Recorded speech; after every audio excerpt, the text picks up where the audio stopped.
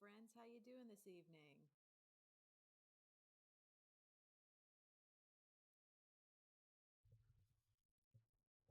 I hope you're doing well. I'm doing pretty well.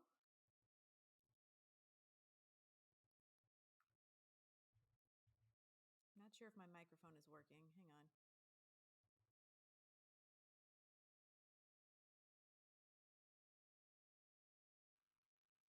Okay, let's try that again. Can you hear me? There we go. That's better.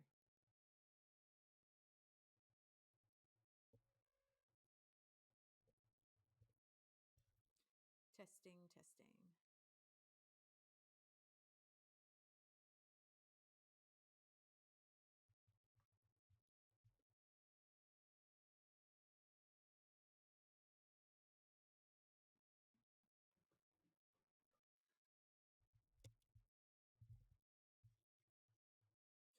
Can anybody hear me? If somebody could reply in chat, that'd be great. My microphone indicator isn't really showing anything.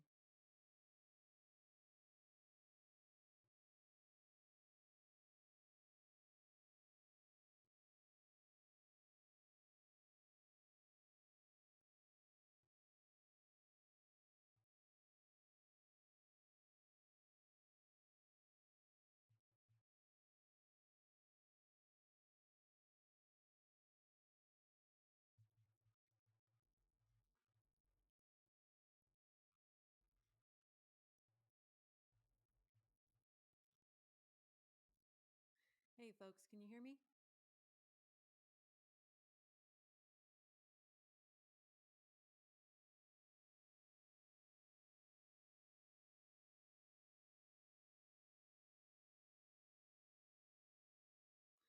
Yeah, I'm not sure why it's low. I might have to mess with my audio settings here just a little bit.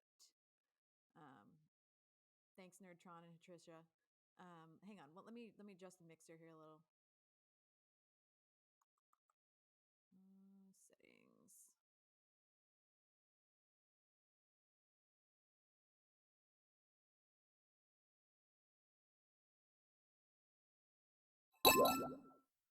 Oh, what's up, Rascal? Thanks for coming. Good to have you. Raid, raid, raid. Is that any better? Is my audio level a little better? We're trying to figure out why I'm like right in front of the mic and my microphone isn't picking up very well. Let me I'm also going to lower the noise canceling a little bit. We'll see, that might be a mistake, but I'm going to try that as well. Give me just a second here.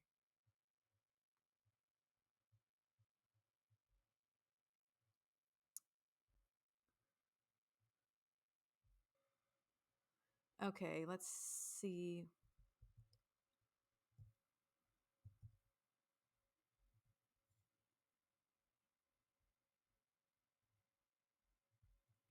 All right, we'll see if this is any better.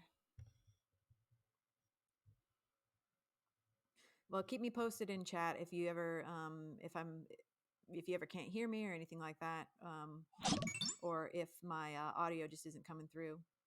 Hi, Mel. Welcome. Good to see you all here. Obviously, this isn't like my normal, stream schedule, but I thought it might be fun to do some Code Wars this evening. I have been kind of on a Code Wars kick lately, doing quite a few of them. And I thought, well, why don't I share that with my stream folks? So I hope we have some fun tonight. And for those of you who might be struggling with Code Wars, or having trouble like figuring out how to tackle the questions or approach the questions, hopefully maybe we can help you with some of that as well. Oh, good, Mel. Awesome. Yeah, of course, Nerdtron, no problem.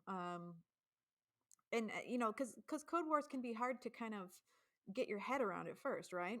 But we're just going to do a few together. My goal is, so the goal I've set for myself during the break here is to try to get through every single 8Q Code Wars problem by the end of the week. I don't know how smart that is, but I'm going to try it. Uh, Rascal, I did zero Code Wars today. You're doing mainly Code Wars. Seems everything has balanced itself out. Chase, when I say all of them, I mean just all of the 8Qs. Like there's like 390 8Qs, and I have done. Let's see. I think I have that in my other window. Let me pull it up. See. Um,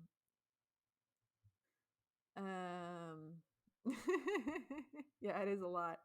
Hang on. I'm getting the list of kata pulled up here. Um, so I have 255 left.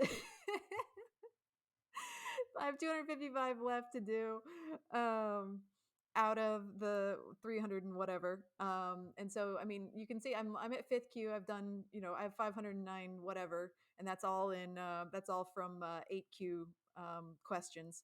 So I've done quite a few, but it's a lot. Hey, Trisha, I do 3 8Q and 1 7Q a day right now. That's awesome. Yeah. Yeah, that's awesome. And I've gotten I think on the 8Qs especially, I've gotten past the point where there's like I've gotten past the point where the questions are obvious and sometimes the wordings are really weird, and so this will be good, I think. Just 36.43 a day. Oh, yeah, and stream closed captioner just reminded me that I need to turn on closed captioning, so let me do that. Um, Hang on. Thanks, stream closed captioner. Okay. Get that on for the folks that might want it.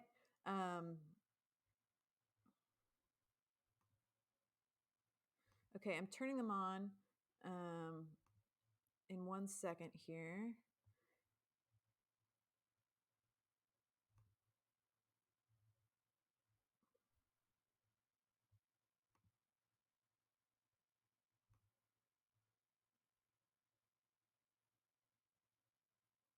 Okay, let's see if they're working. They're going. Okay, there we go. All right. So if oh, silent spot. Yeah, it's a bot, but it's just a reminder to turn on my closed caption service. So if you need closed captions, they should be available now. You can turn them off by hovering over the sidebar and just clicking. There should be a closed caption button, and you can turn them on and off that way. So for how do I select just 8Q when I'm in 7? So, and that's another thing I'm going to show you is just kind of how to navigate the interface. Um, yeah, Rascal, it's a bot. Yep. Um, okay, so let's kind of start at the beginning here, and I'll show you how to just get to the 8Qs if that's what you're focusing on, which is that's what we should be focusing on, right? So I'm going to leave this problem for now. We'll come back to it.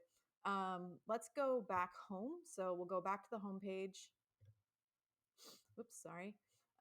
We'll go back to the home page, and if I want to just get to 8Q problems, I go over on the left. So you could always just go here, straight here and train, but you can see, I mean, it's trying to give me like 6Q problems and stuff like that because I'm ranked up. But if you just want to get to specifically 8Qs, you can go to the practice option right here on the left, and you can sort by, if you're just signed up for JavaScript, it'll just give you JavaScript, but go ahead and you can just choose JavaScript here just to be sure. And then down here, you can see you can select your difficulty level. So I'm going to just select 8Q, right? And now all I get back are 8Qs. And also you can filter by ones you've done or not done. So I'm going to choose kata I have not trained on. And that'll bring back everything I haven't tried yet, right? And you can also sort it by various things. So like I'm going to sort this by, I don't necessarily want to sort by newest. I'm going to sort by popularity. Do that. Yeah, you can sort by all sorts of different things. Hello, welcome, SMO 0211K. Welcome, welcome. Good to have you. Yeah, so we can sort by various things here, right? And so yeah, this will basically get you what you want, and then you can filter it by most completed, or most completed is kind of a nice one because that shows that sort of eases you into it. It gives you easier ones first. Yeah, you can sort by 8Q and then bookmark that so you can go straight to the 8Q page. Yep, that's a great way to do it too. So yeah, so let's just go ahead and get into it. Let's do a few. All right, so this one is called cat ears, dog ears. And this is a good one too because there's a lot of information here, but we're going to, oh good, honest, so good. I'm glad that helped you. Excuse me, I just need to cough really quickly. Excuse me. All right, so there's a lot of information in this one, and it's important to be able to read this and parse out exactly what we're supposed to get out of it, right? Um, so one thing that we can look to is a lot of people don't know is also too when you're looking at a problem, if you're confused about exactly what it wants from you, like what format the answer is, what format you're supposed to put the answer in, you can also look at the test cases. So like down here we have all these sample tests, right?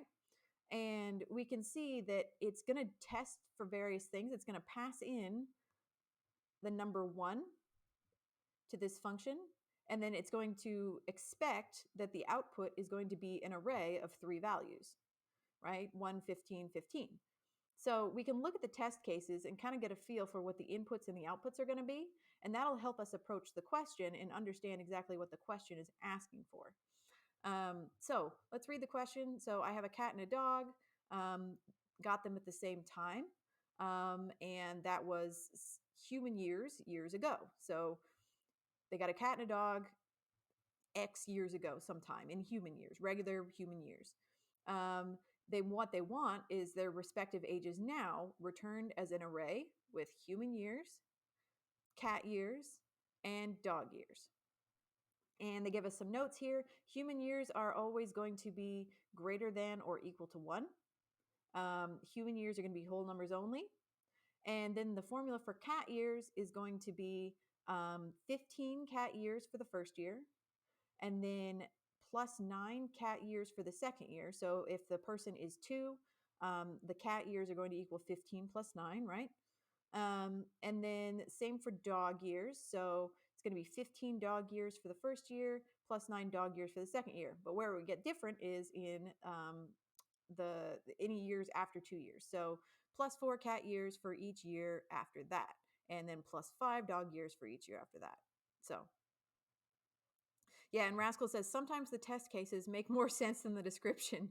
And then sometimes there are no test cases. Yeah, luckily at the lower levels it seems like there's always test cases, and so a lot of times yeah, I'll just be down there looking at the test cases even before I've read the question, because the test cases help you frame the inputs and the outputs, and then you can read the question with that context in mind, right? And for some of the more confusing ones that really helps. Yeah. Hey Bombaloni. Amalakia. Hi. All right, so let's go ahead and get into this. So we want an array of 3 values, right? And the easy part is going to be the first value, which is human years. So we're taking in human years, and so we're just going to return the first value in the array that we return is just going to be human years. And we can see that that's true. That if that seems too easy, well, we can check the test cases and see that that's true. The first value in each array is always just going to be equal to human years, 1 to 1, 2 to 2. So we confirm that that's correct, 10 to 10, blah, blah, blah, right?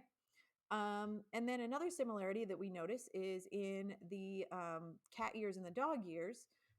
Both of those have 15 cat years for 15 animal years for the human years, right? So we know that no matter whether we're cat or dog, um, the first value is always going to be 15. So there's no computation needed there. And we also know that human years are always going to be greater than or equal to 1. So no matter what, cat years is always going to begin with a 15 plus something, right? And I'll put this in parentheses so it's a little bit easier to parse. And then our dog years are also going to always begin with 15. Now we could do these calculations in a separate variable first. Hey, I'm a Zucker. Hey, hello, welcome. Why is var still used? That's just the format that the question was given in. I don't question it. It's an older syntax, but that's just the question was written with essentially this, right? This is what was given to us, and we just fill that in. So it's just older syntax. This question's probably kind of old because it's popular, so it's probably old. So we know that both our cat years and our dog years are going to start with 15. Bob Maloney, yeah, I'm trying to figure out what's going on with my audio, and I literally have my mic cranked up. My mic is cranked up like all the way as high as it'll go, and it's still and I'm like right in front of it too. I'm actually leaning down into the mic. So let me see if I can figure it out. Yeah, I'm sorry guys. I don't know what's going on today. Um, I tried unplugging it and plugging it back in, and I'm like right in front of it. I'm like I'm hunching down into the mic right now. Yeah. In my mixer, I've got the audio cranked all the way.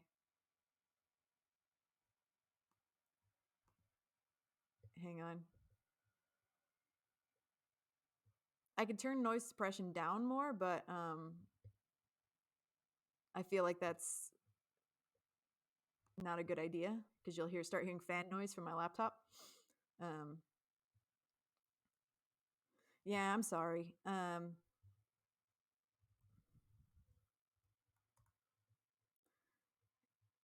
on. Input device properties. Okay, hang on. Let me see if it's getting any better. Is it getting any better? Any better? I've tried. I went to my master settings, master mixer on my laptop. Yes, good, better. Tell me if it's too loud now. I can bring it up. Yeah, for some reason it started. It just. Oh, good. Okay. I hope I didn't blow out anybody's eardrums there. Okay, up a little more. Is it that good? Okay. All right. I'm gonna leave it there. Okay. Good. Yeah, for some reason, like the mixer just cranked it down for no reason. Good, good, good. Okay, awesome. Yeah, that's weird. Stupid Windows. It was Windows. It was a Windows problem. It wasn't my my stream software or anything like that. Just Windows decided my microphone volume needed to be really low. Okay, cool. Much better. All right, so let's keep going with this. So we know that both cat years and dog years need to be 15 to start because human years is always going to be at least one, right? So also the same for the second year, but human years. So think about what we're passing in. Human years might be 1 or 2 or 3. And so we don't know that. We can't just say like 15 plus 9, right? Because human years might be less than 2. It could be 1. So let's write a little statement here inside. We're going to write it inside of our array in pure Codewars fashion, right? We're going to get funky with writing ternary operators inside of arrays. So we can say let's say if human years is greater than 2, then we are going to do essentially 9 plus human years times for cats it's 4. So human and then but since we've already done 15 and 9 are going to take up the first 2 years, we're going to say human years minus 2. And I'm going to type this out first, and then we'll talk through what's happening. Minus 2 times 4. 9 plus human years is 2 times 4.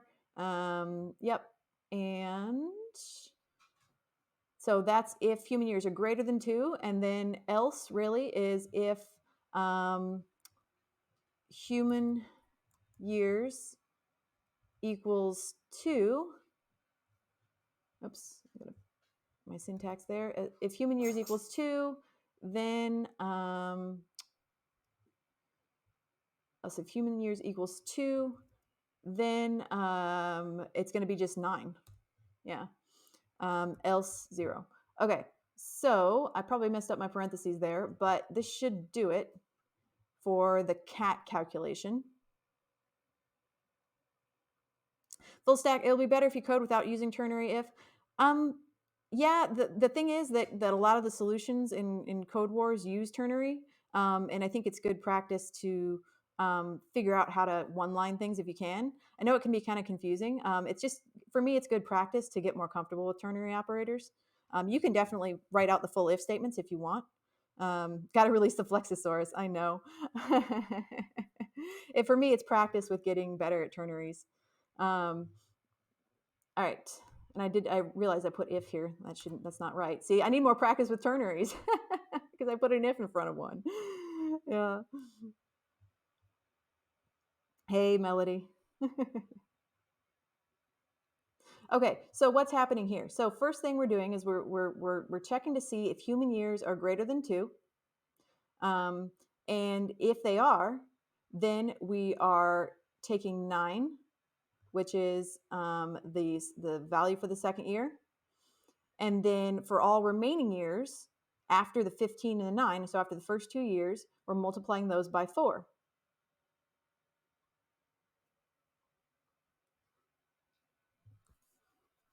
Yeah, Rascal, and I do that sometimes with like the questions that I don't immediately have a sense of what I'm supposed to be doing.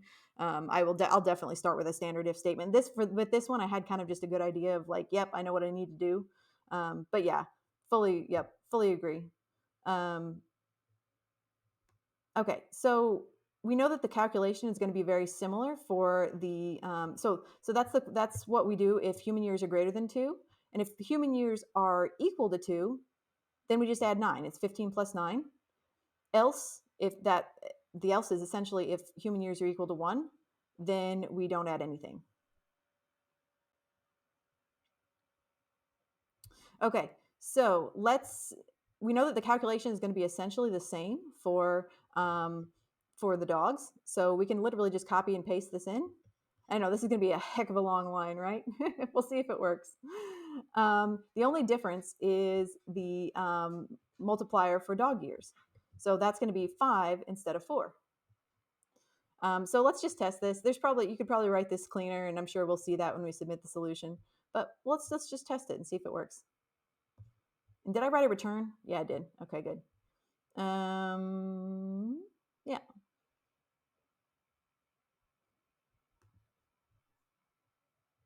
Hey, passed. All right. Can I make my font a little bigger? So I have the resolution actually scaled up. I have the font size scaled up on my monitor already. Is there a way? Can somebody tell me? Is there a way to make just the font inside of the Codewars bigger? Is there a setting for that? Let's attempt this and see if we got it. Hey, we got it. Awesome. Let's submit it.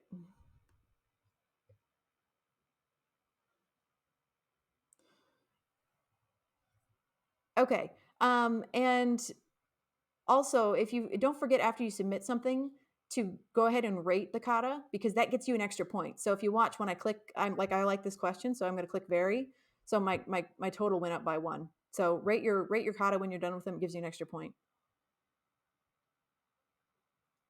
Yeah, I can bump the zoom.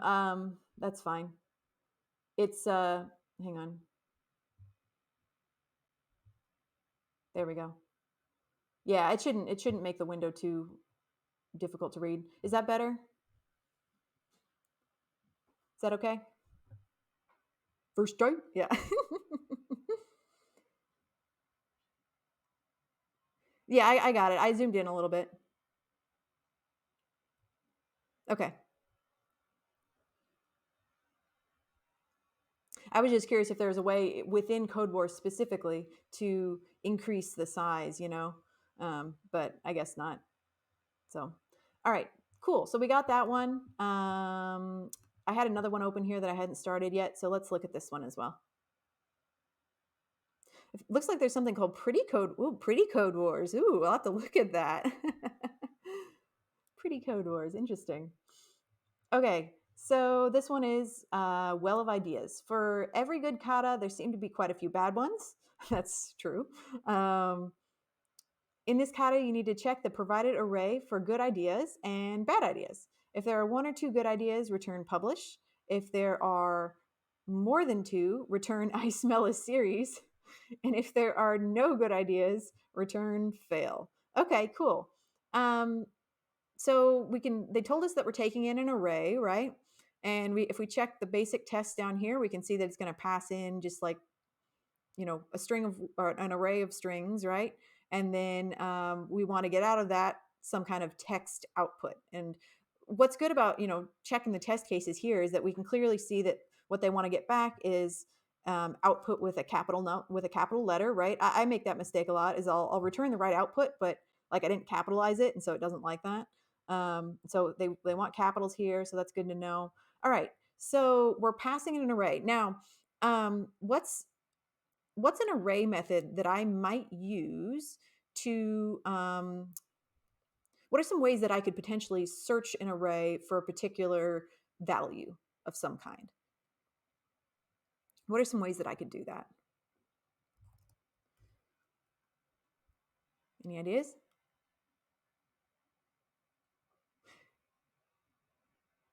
Yeah, we got a few suggestions there. Joffrey suggests, hey Joffrey, welcome. Joffrey suggests filter, we got sort, we got for each, we got filter. Yeah, so those are good suggestions. In this case, excuse me, what I'm probably going to do, not saying this is the best thing, but I'm probably going to filter. I'm probably going to use filter because what I want to get back is I just want to get back an array that if there are any good ideas to return, I just want to get an array with only the good. So like, for example, if they pass in this array down here, I would want to get back an array essentially with just that one good value in it, because what I want to do is I want to then get the length of that array so I can get a count of good ideas. That's probably the quickest way for me to get that count. But let's say I don't remember how to write a filter method. So what I do a lot is I actually just refer back to the javascript.info document that we had to use for class. I mean, I'll literally do that. Just go back to this and be like, oh yeah, that's how I use filter. I was just starting on this one when I started the stream, and so I had already actually gone to this and pulled up filter. You live on that page. Yes, Hadrisha. Yes, me too. Because it's so nice. I mean, I literally just go in and I'm like, oh yeah, here's a good quick filter method, right? I'm just gonna grab that bad boy, plonk it in, get rid of the extra dot. Okay, so array.filter. Now I want to filter it on essentially I want to filter it on essentially just item equals good, right? All right, so yeah, the array methods are probably the most straightforward way to do this. But again, there's so many different ways to do this stuff, right? That, even if you get it done, then however you did it is fine. So item equals good. So now what this should return is just an array containing only the good values if there are any. So x.filter, blah, blah, blah. Now I'm going to see if I can do just let's just console log this and see what we get. Of course, it's not going to like this when I submit it, but who cares? All right, let's see. So we'll just test this and see what we get back.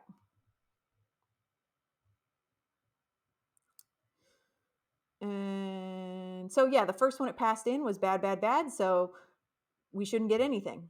Now, if I pass in bad here, we should get the same array that they passed in, right?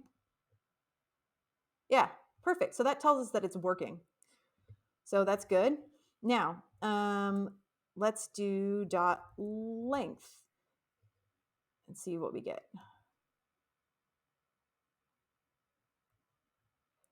Oh, sorry. There. Yeah, perfect. Zero is what we expected because they passed in an array of bad, bad, bad. So the length of our filtered array is going to be 0. So this is giving us the groundwork for how actually we need to, how we are going to get the output that we want. So I think we're good there. I'm going to get rid of the console log.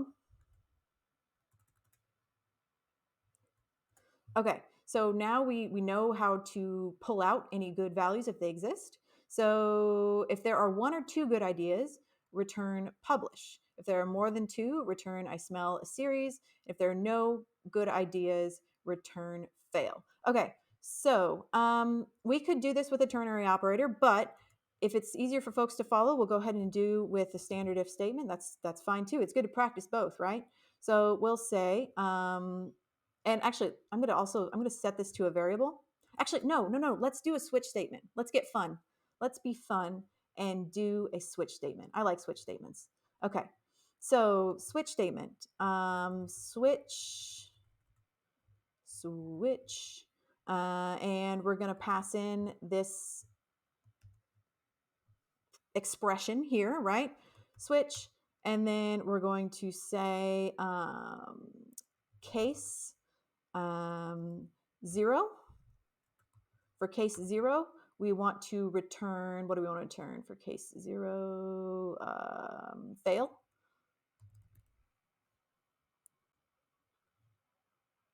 And what do we need to make sure we add in a so I could go to the next case here, but what else do I need to make sure I add in my switch statement? Spicy, yeah. Yeah, we need to add a break, right? Yep. Yeah. Break. Yeah, you guys know it. And I think there is actually even a Codewars question too. Just spoiler alert. There is a Codewars question where they give you a switch statement and they ask you to fix it, and you have to figure out what's wrong. And the problem is that it's missing breaks. And so just remember, don't forget to put your brakes in. Got to pump the brakes. All right. So case 1, or now we can see in this question, it clearly says if there are one or two good ideas, return publish. However, switch statements don't allow you, they only do strict comparison. They don't allow you to do like an expression like less than or more than. So if I wanted to avoid writing publish twice as a case, does anybody know how I could do that? How I could say, hey, for case 1 and 2, return publish in my switch statement? Yeah, right. Not stigma. Yes, case switch statements are strictly equals, right? Strict comparison. But you can still force multiple cases to point to the same output. Let's see, actually I need to return here as well. There. Case 1, 2. Yeah, actually, does that work if you do yeah, does it work if you do 1 comma 2? Because I was thinking of case 1, and then you can essentially do this, case 1, case 2, and that will work. And then you put your return. So for that, we would return, but we'll try it the other way. Case 1, case 2, publish. Yes, exactly, Silent. You're correct, and not stigma. Yep. And then we got to then we do our break. So if you have a switch statement and you want to return the same thing for 2 cases or even more, you can just do this, put them on separate lines with no break, and then do the return and then break. Yep, exactly right, not stigma. All right, so we did our 0, 1, and 2, and then we can just do our default. And for our defaults, and I think I might get the syntax wrong on this, but return.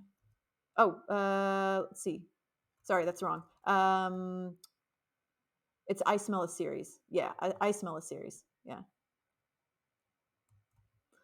I smell a series. Oh, posture check. Thank you. Yep. I just checked my posture. All right, return I smell a series, and then break. Yeah, and you could do an object Bombalon. Yeah. I think it's good to just practice these various just different kind of things you can do, right?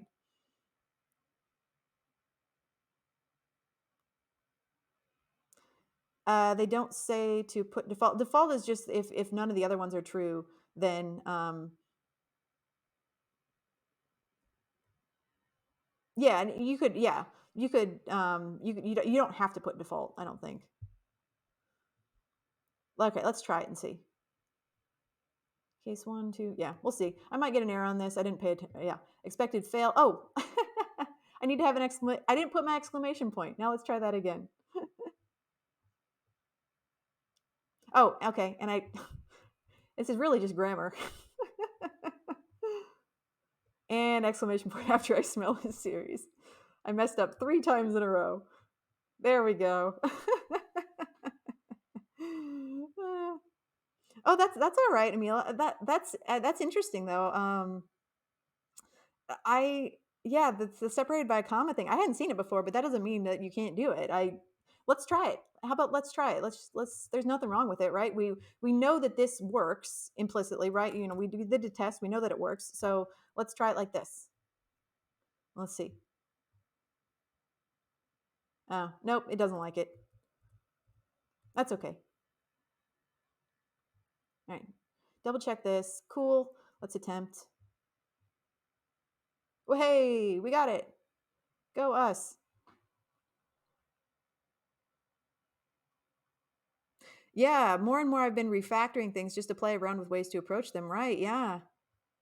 And sometimes I'll finish a problem and then I'll come back and I'll see like that the way I did it was like, you know, there was a perfectly common sense solution and the way I did it was ridiculous.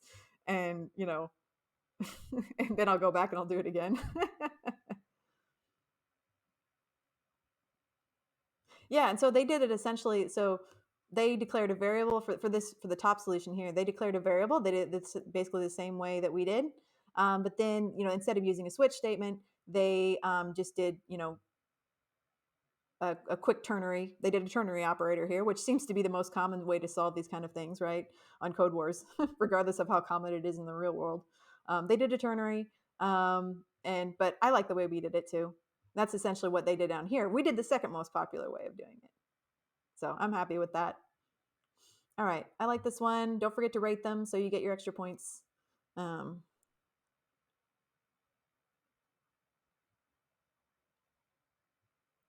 oh, can you explain? Are you talking about the how this top solution works? Deep fried.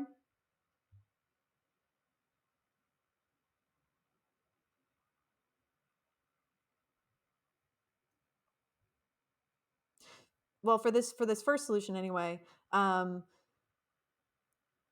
or mine. Okay. Well, yeah. Let's talk about both of them. Okay. So for this first solution, what they did is they essentially used an arrow function. And so for an arrow function, you can essentially just declare a variable which acts as the function name. So when you call the function later, you're still calling it the same way, but you're setting that variable equal to essentially the parameter that you're passing in. So this where x is the array that you're passing in, and then the arrow indicates like the start of the function. So we start the function here, and then we do all the stuff inside of the function. Um, and in this case, both of these functions are being approached in a similar way. So in this case, x is the array that was passed in, right? And we're filtering x. And with that filter, we're just passing in a very simple function to say, hey, look through the entire array one by one. And if at any point the array item is equal to good, then return that in the array. So we're filtering the array down to only the items that equal good. And then after that, we've chained the length here so that what's actually returned, what gets assigned to this count variable is the length of that filtered array. So we take in x, we filter it down to only the good values, and then we return the length and assign it to the variable.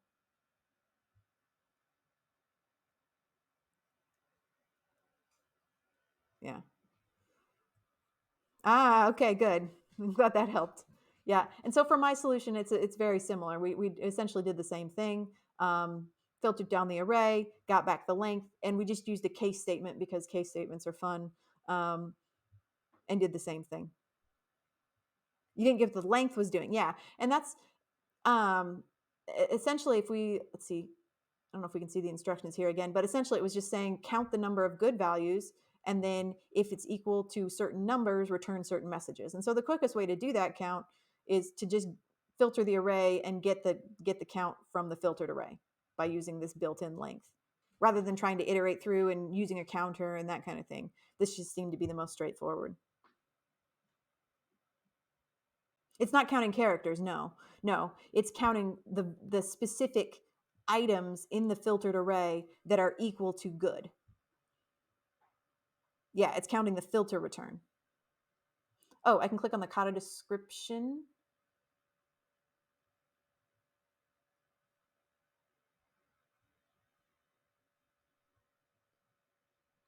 Okay.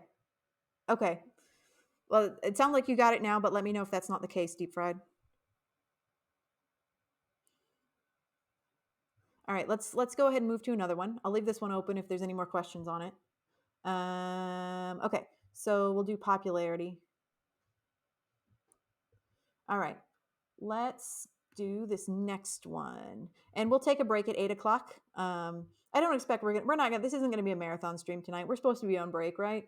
I'm gonna keep working. I'll probably keep working on my own, but that's I don't expect you all to stick around for 3 hours while I do Codewars, unless you want to. I'm not gonna make you. All right, so let's look at this. So you're given an array. Actually, I'm gonna just go ahead and start training on it. You're given an array with positive numbers and a non-negative number n. You should find the nth power. Oh, Historica, thank you so much. Much appreciated. Wow. Thank you so much. Wow. Thanks for being here, like Leon likes to say. I appreciate you. Okay, so given an array with positive numbers and a non-negative number, you should find the nth power of the element in the array with the index n. If n is outside of the array, then return -1. Don't forget that the first element has the index 0. Okay, so wow, there's a lot going on in this question, right? All right, so let's look at, I'm glad they give examples. So they give us an array of 1, 2, 3, and 4, and n is 2. Okay, then the result is 3 to the second power equals 9. Okay. Oh, that makes sense. Yeah, so if n starts with 1, then yeah, so then the second value is 2. Okay, so the next one is array 1, 2, 3, and n equals 3, but n is outside of the array, so the result is -1. Now, let's be sure here, and let's look at the test cases too. I really highly suggest that whenever you get a question, even if they give you examples, after you read through it, if you think you understand it, go down and look at the test cases and see what you get back. So we can see down here that let's look at one, like let's look at the one that gives back a valid result, but isn't too okay. Let's look at this one right here. So passing in 29, 82, 45, and 10, and then the value that was given is 3. Oh, I see. Okay, yeah. I even read it wrong the first time. Sometimes examples lie too. Test cases can't lie. Exactly, Rascal. There was one question, I don't remember what it was, but I was thrown for a loop. I kept getting errors because the way it was worded was technically like incorrect, and the examples weren't clear. And so I just ended up going through and programming to the test cases. Yeah. Okay. So yeah, this is a good one here. So they gave us a 3. So 0, 1, 2, 3, and 10 to the third power is 1,000. So yeah, that helps. All right. So essentially, this one shouldn't be too bad. We're just going to basically take return, and I always forget to type return as well. We're going to return array n essentially to the nth power. That should be right? Let's try it.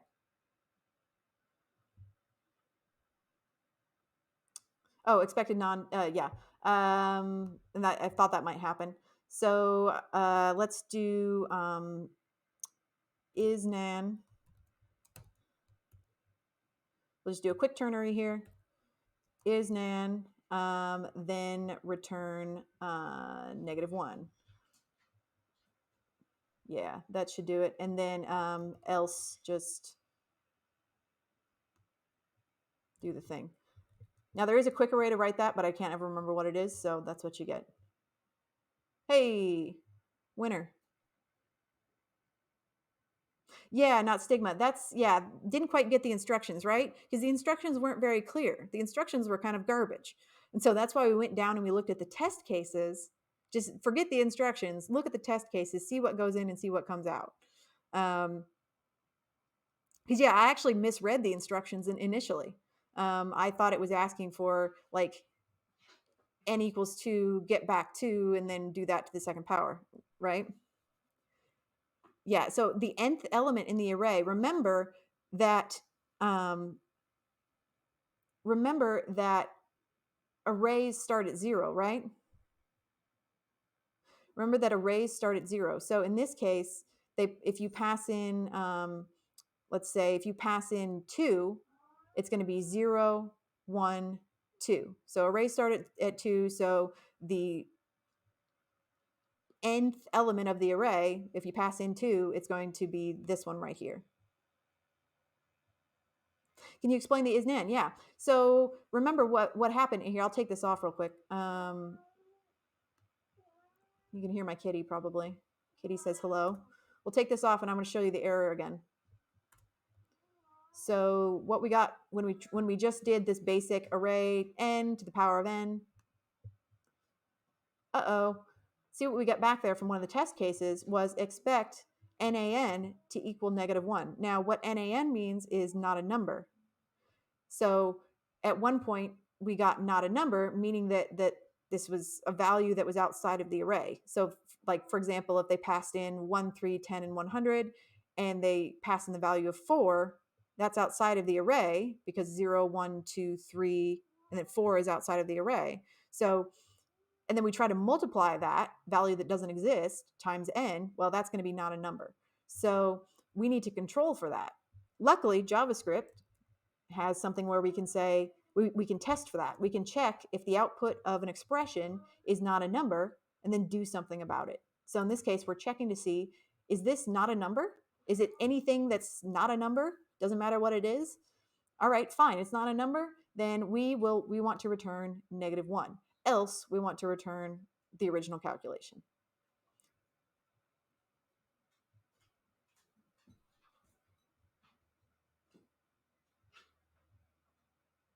So when we test now, it passes. Now let's go ahead and attempt it. Hooray! Power of 0 is not enough. Well, power of 0 is 1.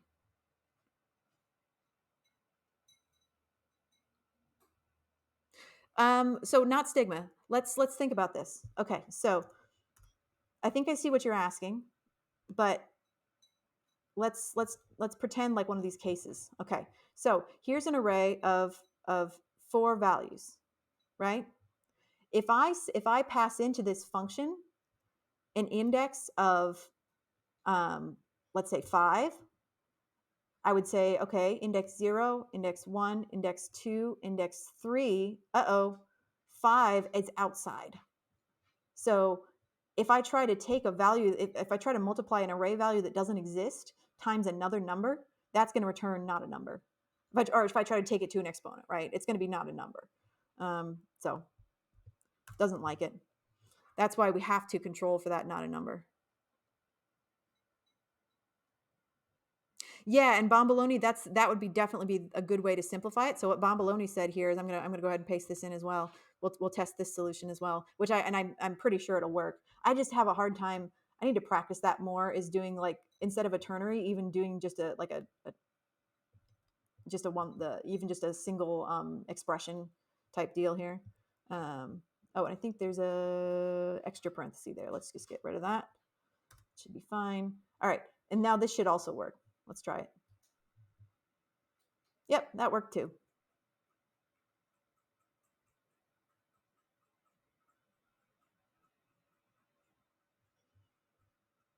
Well, not stigma. What we're trying to do is we're trying to control for that error. That's what we got. We shouldn't throw the error. We shouldn't throw an error. We need to digest that error and return something else. Yeah, yeah, and Bomboloni, this is one of those things, like, I know that you can do this, but I need more practice with just being able to just think of it, right? Like, that's why I like doing these code wars, because it's like I know I could do that, but I can't think of how to write it just off the top of my head. Yep.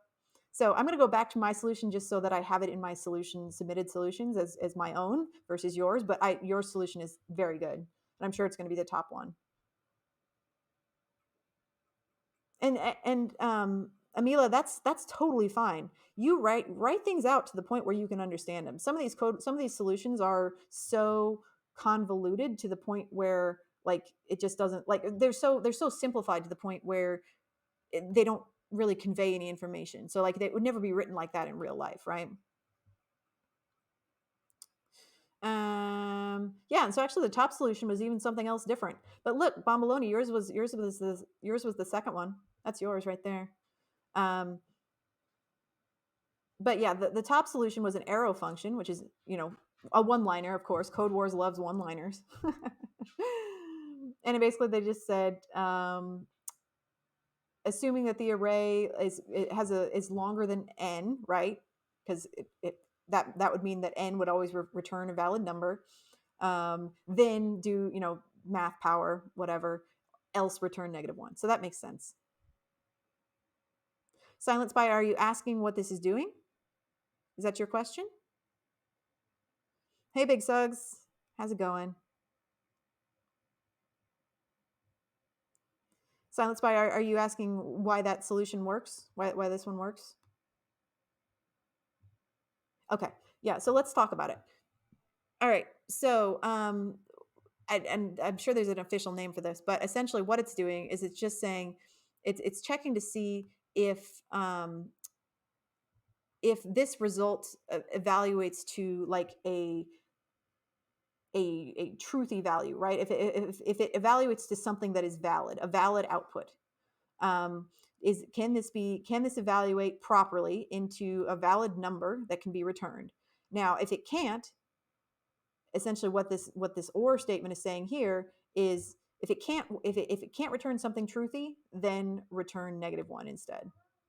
Now, the alternative to that, the other thing you can do is, essentially say, if this does evaluate to something valid, then you can use an ampersand ampersand, a double and.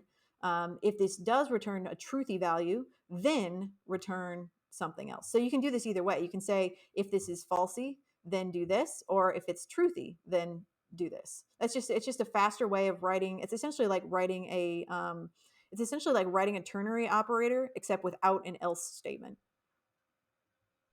Short circuit, that's the word, Silent. Yeah. I couldn't remember. I knew there was a name for that, and I couldn't remember what it was called. So you can look up short circuits, and short circuit expressions, which I do believe is also in our javascript.info. And if you want to read more about how to do those. Okay, so we're going to go ahead and rate this so we get our extra point. Always rate your katas so you get your extra point. Okay, we'll do another one. All right. I love these debug ones. These debugs are fun. Okay. Oh, did I already do this one? Yeah, I did. Sorry, I'm going to close this. Okay. Well, okay, let's go ahead and just train on it. I don't even read them first. I just let's go. Let's go. Let's get in there. Let's do it. Okay. While making a game, your partner Greg decides to create a function to check if the user is still alive, called check alive. Okay. Unfortunately, Greg made some errors. Fine. That's why peer review exists. This function should return true if the player's health is greater than 0, or false if it is 0 or below. Okay, player's health is greater than 0, or false if it's 0 or below. All right, the function receives one parameter of health, which will always be a whole number between -10 and 10. All right, well, when I get these, like, first thing I like to do is just run a test and see what happens. Okay. Aha. Yeah. And this gives us right here, this gives us our answer, right? It even tells us, it gives us a little caret, and it tells us where the problem is. So if, let's see, and I think that's right? It was if health is less than 0. I need to check that again. Was it health is less than 0? Should return true if the health false. And oh wait, that's even wrong. False. Wait, false is 0. Return should true. Yeah. Okay. Yep. So that's even wrong too. It needs to be a less than or equal to. So if health is less than or equal to 0, return false. Essentially, else return true. So we could simplify this function even more, but let's just test it this way. Yeah, Chase Morgan. That's what I always do when I get to these debug problems is don't even touch anything. Don't, even if you think you know what's wrong, before you put in the work, just run the test and see if the compiler agrees with you. Hey, check it. All right. And we could refactor this to essentially, I think if we just say, I think we could just say that. So we know this works, right? Let's have a little fun. All right, so I think we don't need any of this because all we want to return is false or true, right? So we could say not. I think let's see what this does. See if I don't know if I got this right. And I need my closing bracket. All right, let's try that. Hey, check it. All right, so what do we do there? I know I did that really fast. Ooh, cool, yeah. So let's backtrack. What did I do and why did I do it? Okay, so we know that the desired output from this function is false or true, right? Nothing special, no strings, nothing. We just want to get back a Boolean. And so by default, if like the comparisons and that sort of thing are going to return Booleans by default. We don't have to tell it to return a Boolean. That's what it's going to do anyway. So essentially we don't need anything in the body of the if statement. So we can get rid of that entirely and essentially just do a check, just do a basic check to see if this value is true or false by default. And it'll do that check and it'll return true or false. So we're saying, hey, is health less than or equal to 0? And by using the not statement, so okay, let's see what we return if we take off that not. So we're just going to do a check and see for whatever we pass in, for whatever health value we pass in, is health less than or is it equal to 0? Now let's run a test. This is going to be wrong, and we can see expected false to equal true. Okay, so if we pass in 5, let's pass in 5. So is 5 less than or equal to 0? No. So it's going to return false by default. But we want the opposite of that. So all we need to do is put our bang operator to reverse it, and we get the right answer. So you don't have to know how to do this right off the bat. It's perfectly fine for you to just debug the original statement and leave it as is. There's nothing wrong with that. And I did that for a long time too. Just understand how that works and why that works, and leave it as is. But this is just a cool way to simplify it down quite a bit and still get the same result.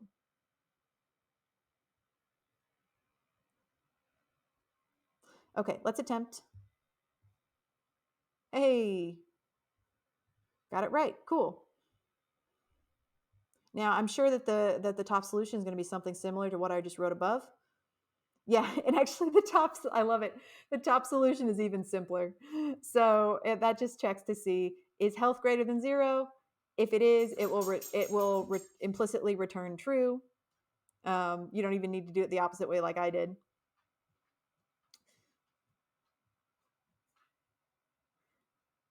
And this one's fun too. Oh my gosh!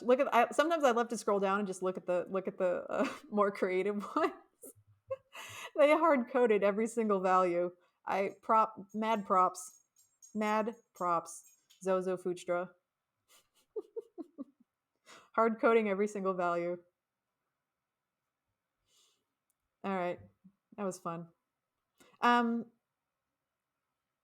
Let's see. Well, we'll take a look at the next one, but we are going to take a break to be healthy here pretty soon.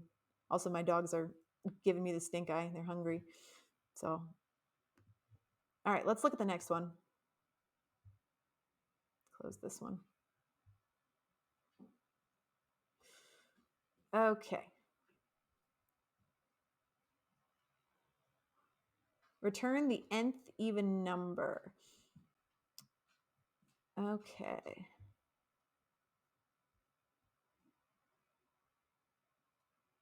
So for this one, we're going to take in, looks like n.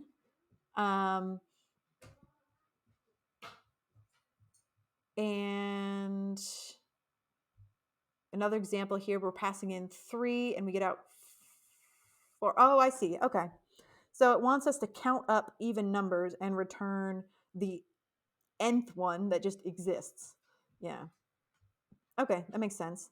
So yeah, we'll tackle this one after our break. We'll go ahead and take a break for 5 minutes, and then I'll see y'all back here, and you can think about this while we're on break, and I'll see you back here in 5 minutes. Sound good?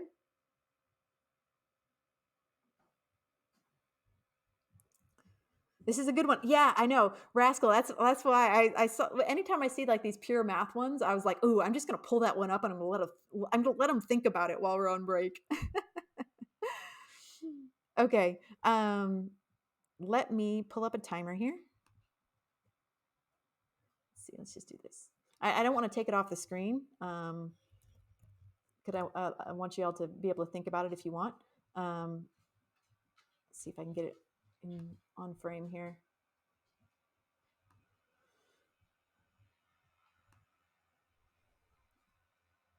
All right.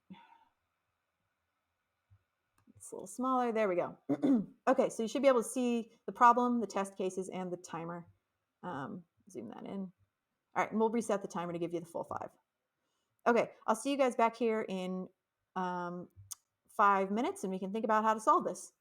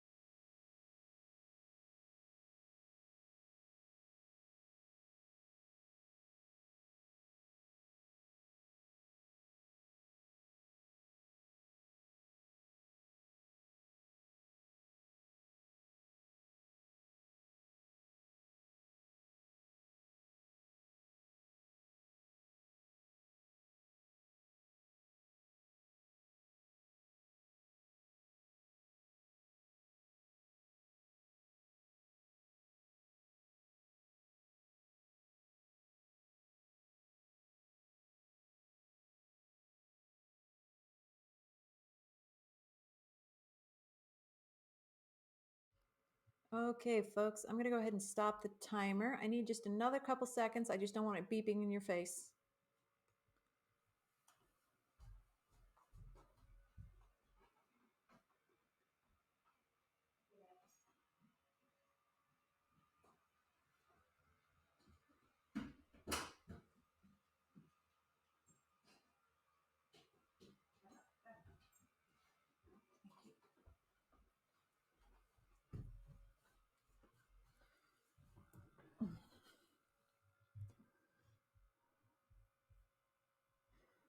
All righty. Okay.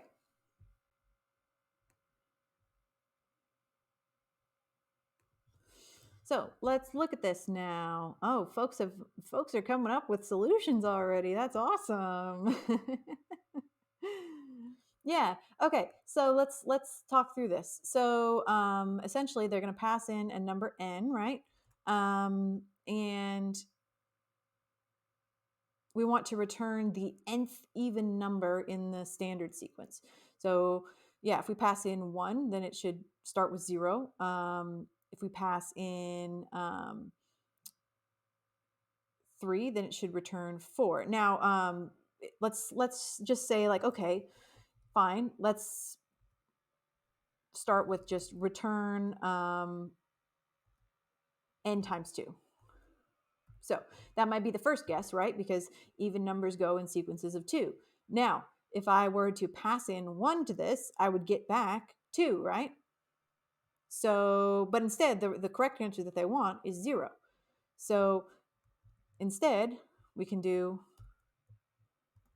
to move it essentially 1 to the left in the index of numbers, we can do n times 2 minus 2. Or kind of like what Dakota said, we could do n minus 1 to factor out that additional 2. We could do n minus 1 times 2. Yeah, reverse that. Let's try this solution first. Yep, that passes. Yeah. Or otherwise, let's try Dakota's solution as well. So n minus 1 times 2. Do this as well. Yeah. So either one of those would be perfectly fine. I think naturally that the solution that I had thought of was this one, but that doesn't mean that any one is better than the other. Those are both great solutions. Just this is I just want to keep the solutions that I actually like submit. I want to keep those my own, but I will definitely test out, other solutions that get suggested in chat, because a lot of times they're going to probably be better than mine. So Bombaloni, you suggested what is I don't know if that would work. Let's try it though. Let's try it. So suggested minus n times 2. Let's try it. Hey, yeah, that worked too. Great, because that's a decrement, right? So it's it's essentially the same as n minus 1. So that's awesome. That's creative. Yeah, that's creative. But yeah, I'm gonna go ahead and submit the one that I had thought of. Syntactical sugar.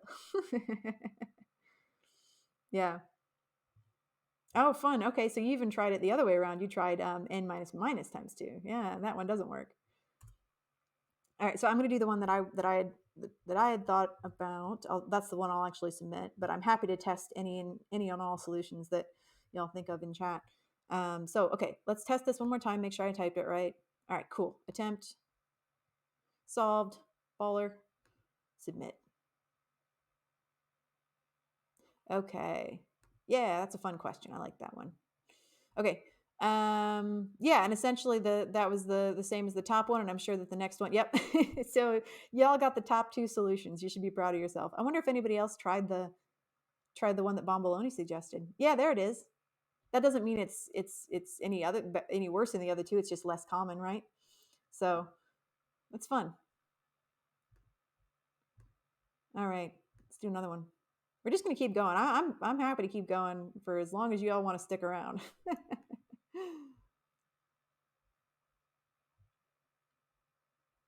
Okay, hang on. I'm going to do a hydrate here.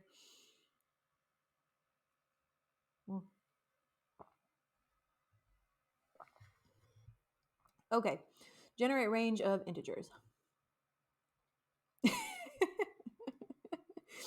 Dumpster. Oh boy, we're in a chicken and the egg situation. Oh no. All right, let's train. I don't even read them first. We just dive right in, right? Who needs to read? Okay. Implement a function named generate range. It's going to take in it has three parameters associated with it. It'll take in three arguments, min, max, and step, which takes three arguments and generates a range of integers from min to max with the step. So the step being the count between numbers, I'm sure. The first integer is the minimum value, the second is the maximum, and the third is the step. Silence by, how many Codewars problems do you do in a day? It really depends on how I'm feeling. Some days I'll do a ton, some days I won't do any. And I know that's not the best. Leon says that you should do at least one a day, and I think that's definitely best practice because it helps space out your repetition, right? But I'll freely admit there's some days when I haven't done any. But the one thing I haven't been doing is reliably pushing them to GitHub. So the thing I'm kind of dreading is tomorrow I'm going to go and have to like backdate a crap ton of my submissions. Because what I have been doing is I've been putting them into, like, when I get the right answer, I put it into a code pen, and so I can just like easily search that answer. I can do a control F and just like quickly find, like, if I know, like, oh, I've done this before, I just do a control F and I can find what I did before. But yeah, I need to put them into CodePen because I have a lot to put into. I mean, I'm at fifth Q, right? I have a lot to put into CodePen, so that'll be a fun project for tomorrow. But hey, that's tomorrow me's problem, right? Oh, tomorrow me, always a day away. Anyway, okay, so we got a good test case here that we can look at. So we're passing in 2 and 10 and 2. Okay, and this is good because they didn't specify, the question itself doesn't specify whether or not the min and the max are inclusive, right? Like, do we include 2 and 10 or do we not? But the test case down here clearly tells us that our end result should include 2 and 10. Okay, cool. Oh, but I guess maybe it does say down here. I didn't read the whole thing. All right, min is less than max, step is greater than 0. The range, the range does not have to include max. It just depends on the step. Oh, that makes sense. Okay, so, and then generate range 1, 10, and 3 should return 1, 4, 7, 10. Okay. Poor tomorrow Mayan, always getting the short end of the stick. Yeah. Yeah, so step means increment, exactly. Yep.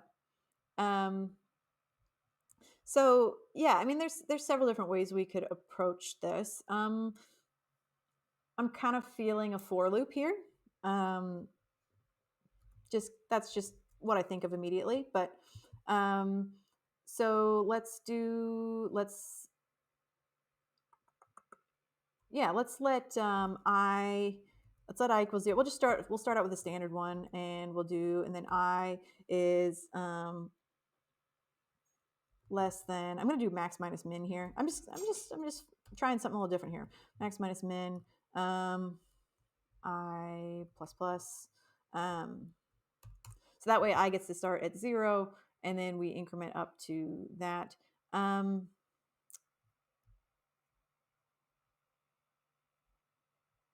Actually, no, I is not going to be plus plus. I should be I plus whatever, right? I plus step. Yeah. Okay, we'll try that. And then what we're going to want to do is it's going to want to return an array, right? So we're going to need let array equal whatever. And then we're going to do an array dot push something, right? Because we're going to be adding something to an array for each iteration.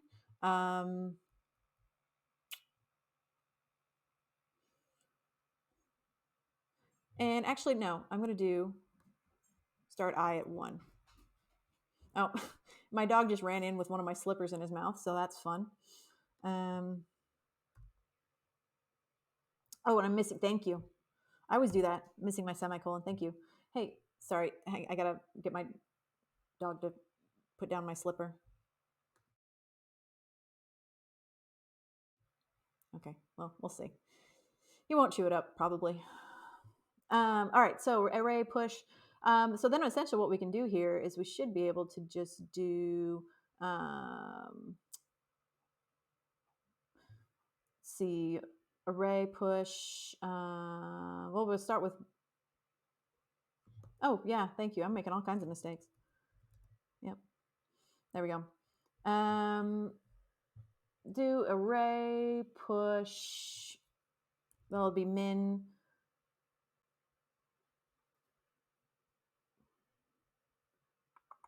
times I times step, right?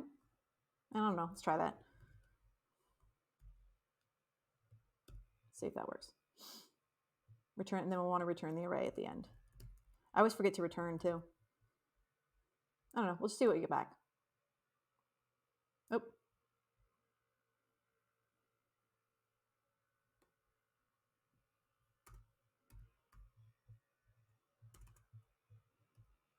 Hang on.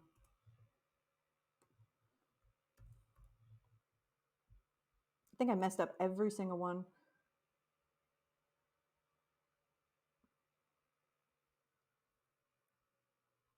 Ooh, fun. Okay, gotta love a timeout. All right, that's fine.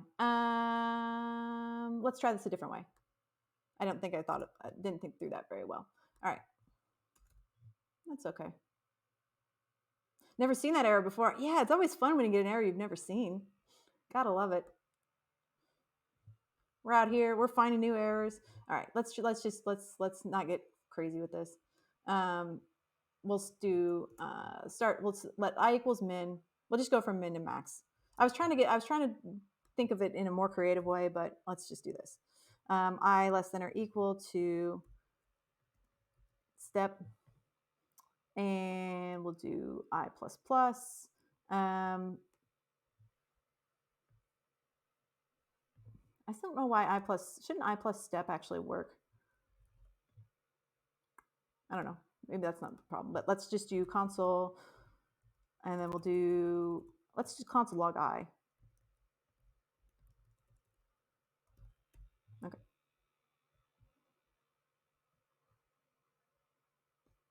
Oh yeah, that's it. That's what I missed. Thank you. That'll do it. Yeah, plus equals step. Yep. Yeah. I plus, and then I need to be less than or equal to max. Yeah, that'll do it.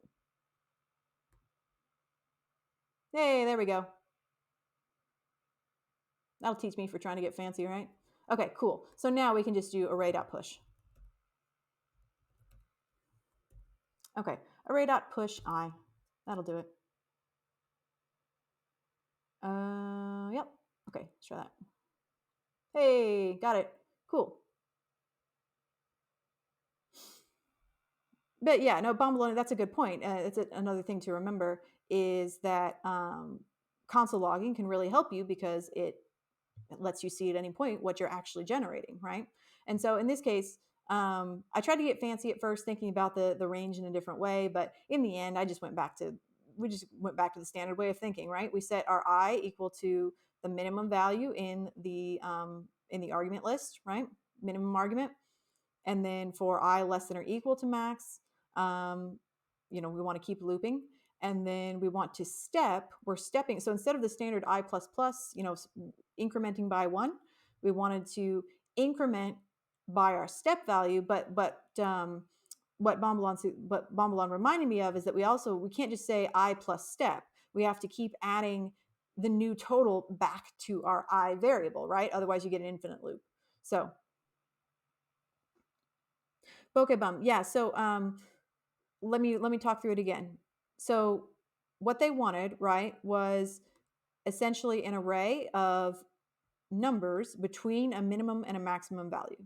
They wanted an array of numbers between a minimum and a maximum value. So when I see that, that immediately makes me think of a for loop because I want to keep looping through and adding values to an array between a minimum and a maximum. And when I see that, I just think for loop. You could use a while loop too, probably. That's a little bit more dangerous, but you could probably do that with a while loop as well. And so what we can do here is we can set our our incrementer, our I, equal to the minimum value that we're passing in. So in this case, if we pass in 2, we start at 2, and we want to go until we hit our maximum value, which is 10, and we want to loop through it at a certain interval. So normally we would say I++, right? But in this case, we are given a specific step value to loop through. So we want to count by 2s in this case. And so in order for us to count by 2s in our loop, we need to say I plus 2 for each time around.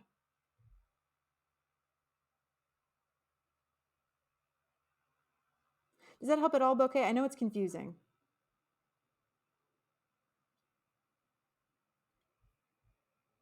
And like Leon says, there's nothing wrong with, if you can't get it, okay, good. If you can't get it, there's nothing wrong in looking at the solution and then backtracking it and figuring out why that solution works. And it may be that the top solution doesn't make any sense to you. You know, you might look at it and you'd be like, what? I still don't get it. But scroll down and look at some of the other solutions. Maybe some of the not top rated ones that are a little bit longer and and have more lines. That can help too. About to toss in an Yankee? Yeah, go ahead.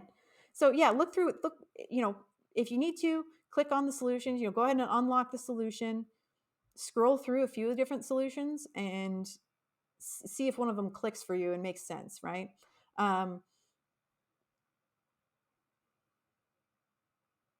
Yeah, and Bomboloni, you did it with a while loop. Yep, that would be the other way you could do it too. It's a little more dangerous, it's a little easier to make an infinite loop. Although I clearly demonstrated that I am perfectly capable of making an infinite loop with a for loop too. So you can do it either way. All right, let's go ahead and attempt. I don't remember if I attempted already. All right, Peachy, you got it. That's right, Dakota. You don't have to be perfect. You don't have to be good. You just can't give up. Exactly.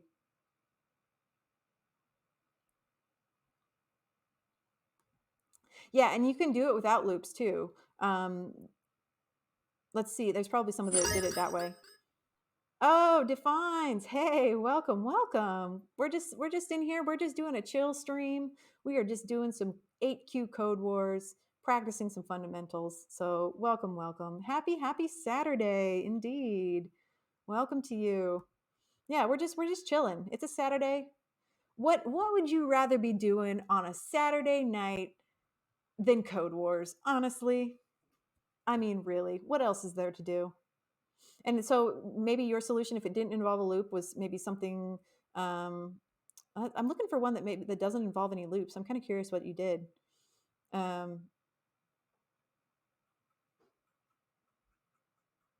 Is it something like generate range? That's kind of cool. Oh, you posted your solution. Sorry, I missed it.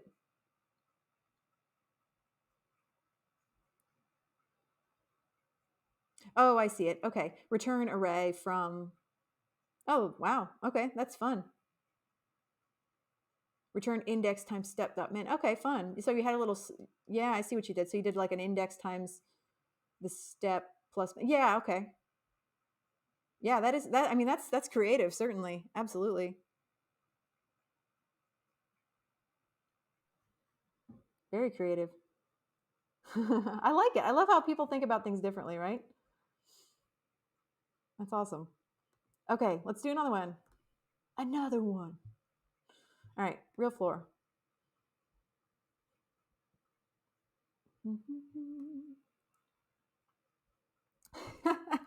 I love. Okay, good start. Americans are odd people. Yeah, we are. Okay, I'm not even going to keep reading. Let's do it. All right. Americans are odd people. In their buildings, the first floor is actually the ground floor, and there is no 13th floor due to superstition. Yeah, sometimes. And thanks, Rascal, for sharing the actual code word. I don't know how you're getting those links so quick, man. Write a function that given a floor in the American system returns the floor in the European system, with the first floor being replaced by the ground floor and the 13th floor being removed. The numbers move down to take their place. In the case of above 13, they move down by 2 because there are 2 omitted numbers below them. basements stay the same as the universal level. Okay. You argue with your European partner about this often. Oh, I love it. Okay, so let's look at some of the test cases just to make sure I understand this properly. So essentially, they're passing in the American floor. Okay, so pass in the American floor, and okay, so yeah, so if it essentially we're saying if the number is less than 13, subtract 1. If it's greater than 13, subtract 2. I think really that's the gist of it. Sometimes these questions have a lot of fluff, but I think that's really all it's saying. So, and if it's okay, so and then the third qualifier is if it's negative, then do nothing, right? So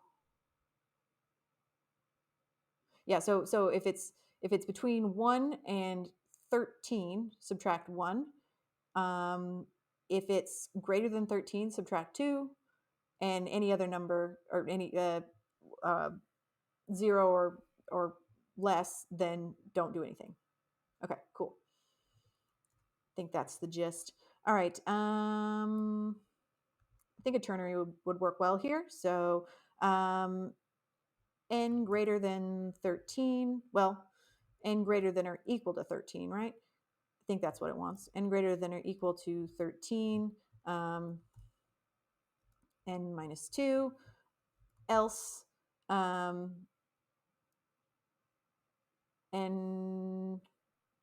greater than 1. N greater than, greater than 0. Yeah, 0. Yeah, n greater than 0. Then n minus 1, else n. Okay, let's see if that worked. I'm just winging it. Hey, cool. Okay, let's stop and look at this. What do we do here? So it's pretty clear that I'm using a ternary operator, right? So the first thing we're checking is to see if the floor is greater than or equal to 13. And if it is, if that's true, then we want to subtract 2. If it's not greater than or equal to 13, meaning it's any negative number or up to 13, then we check and see if it's greater than 0.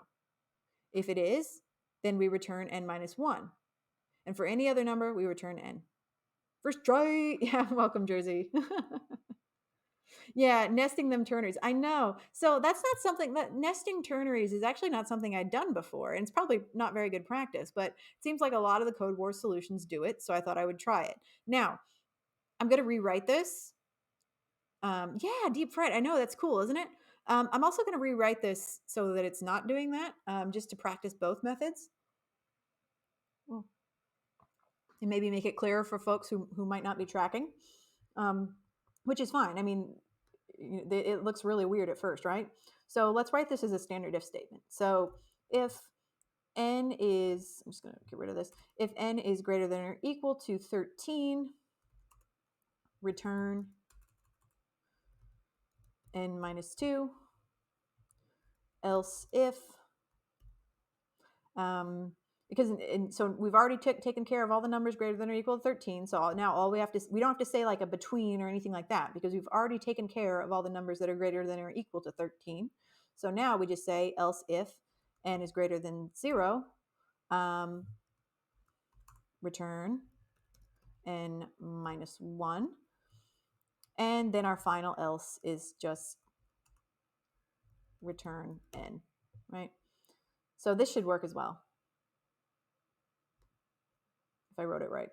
Yeah, cool. Okay. So I hope that makes more sense to folks that maybe couldn't follow the nested ternaries. You prefer to write super long ternaries than to pile them lines. Yeah, for me anyway, it just depends. If the ternary starts to like get too far like off the screen, especially since I'm kind of zoomed in here, if it starts to get too far off the screen, then that that kind of makes it difficult for me to follow. Because I think that for me anyway, the kind of the point of ternaries is to be single line, right? They shouldn't be able to wrap.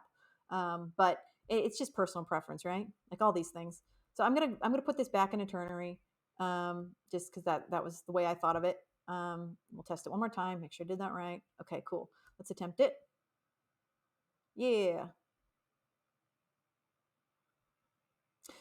And yeah, and that's another good point, Rascal, is yeah, if your formatting is good, and I'll say this right off the bat, my formatting is not good. So yeah, if you're careful about your formatting, then yeah, you can absolutely nest your ternaries. And two, speaking of formatting and stuff, somebody asked a question earlier, and I saw it and then I didn't answer it. Hang on a hot second, see if I can still find it. Somebody asked me about SQL earlier, and I apologize, I didn't answer your question. Um, I saw it and I said, "Oh, I need to answer that," and then I just like spaced it. So I'm trying to find it. It might have gone off the chat already.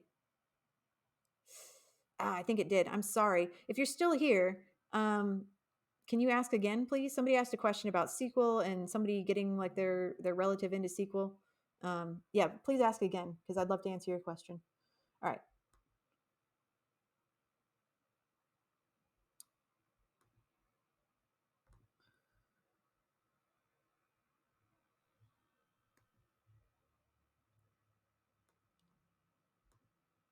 Okay, next one. Let's go. All right, make a function that returns the value multiplied by 50 and increased by 6. Okay. If the value entered is a string, it should return error. Okay, so let's look at this. Let's look at what it's testing for.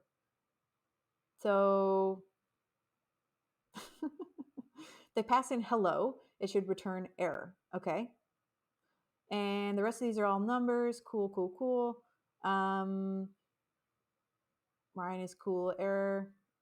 Okay, so they're not trying to, it doesn't look like they're trying to trick us outright. They're not trying to pass in like a number formatted as a string, which I could definitely see some Kata writers doing. Okay, so this should be fairly doable. So the first thing we want to check and see, so we know that if it's a string, it should return error. So again, I think we can use our trusty is non here. Maybe we'll see. And check and see if it's not a number first, and then oops, I need to also put my return here, which I always forget. All right, return, and I think that's capitalized. So error is capitalized, so we want to put that there. Okay. If it's assuming it's a valid number, then we want to take it multiplied by 50. So I know I don't need to use parentheses here. I just like to use parentheses for readability. X times 50 plus 6. Order of operations would take care of it anyway, but I just wanted to I use parentheses just in general. Oh, Maddie Baum. Okay. Maddie Baum said, I know you've said your day job is working with SQL. How did you initially learn that? I have a friend who wants to refer me to a data analyst job that involves SQL, which I have never used. Yeah, so I actually learned SQL on the job. I didn't take I wasn't a CS major or anything. I took one coding class in college and I hated it and I didn't pay attention and I didn't understand it. So I thought I was too dumb to code, literally. Like, to be blunt, that was my thought process. Is I'm not smart enough to learn how to code. I can do lots of other things well. So it's not like I have low self-esteem. I can do lots of other things well. I'm just not smart enough to code. That's for, that's for real computer people, right? Wrong, as I have discovered. But anyway, as just I happened to get work. Oh yeah, Maddie Baum. I'm sorry I missed your question earlier. Thanks for Rascal. Thanks Rascal for finding it again.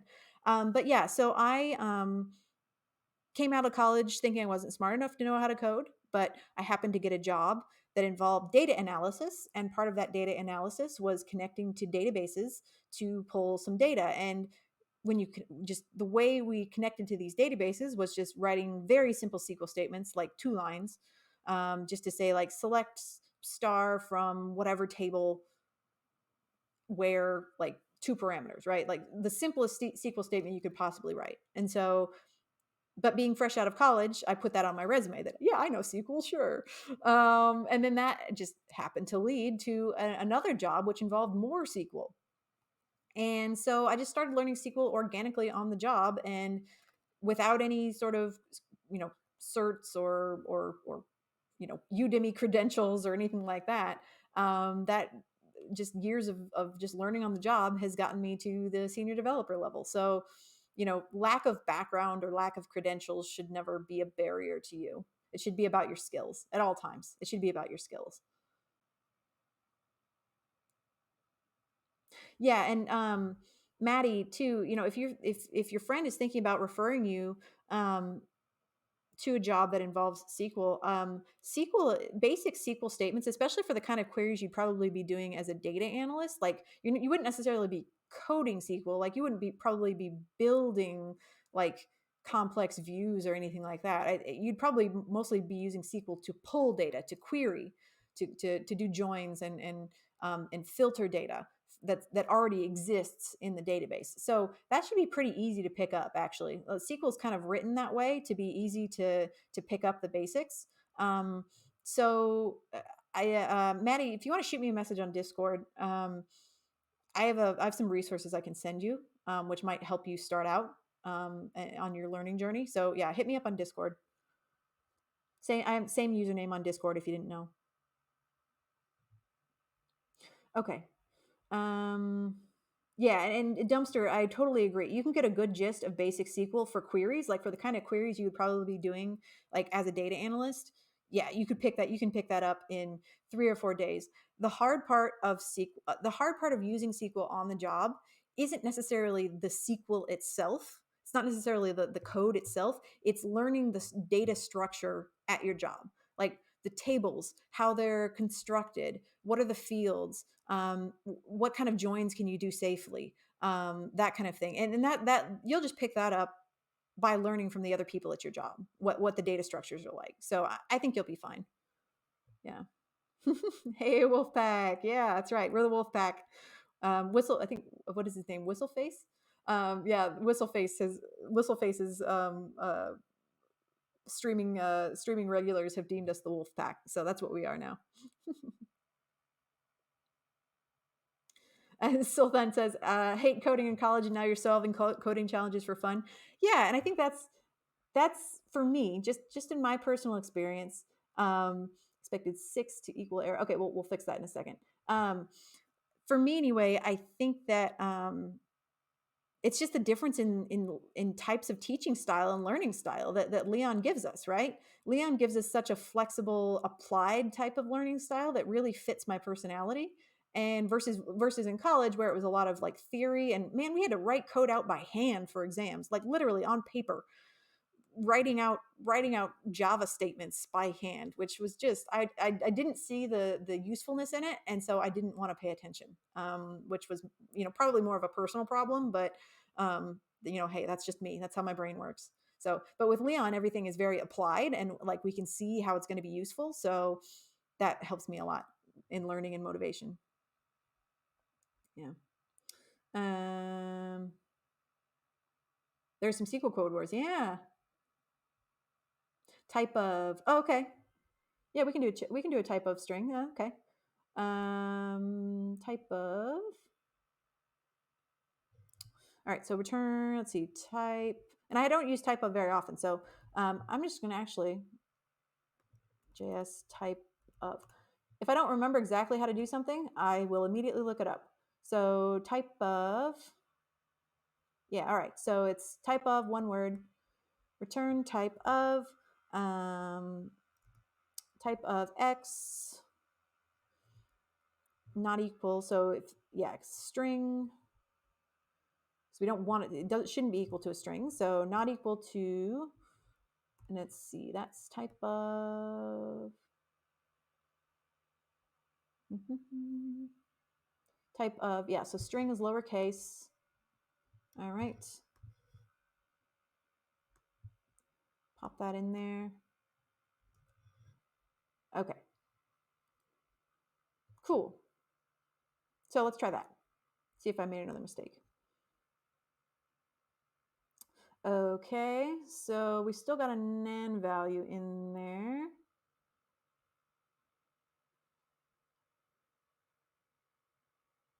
Oh, I think it's backwards now, though. Let's try that. Oops.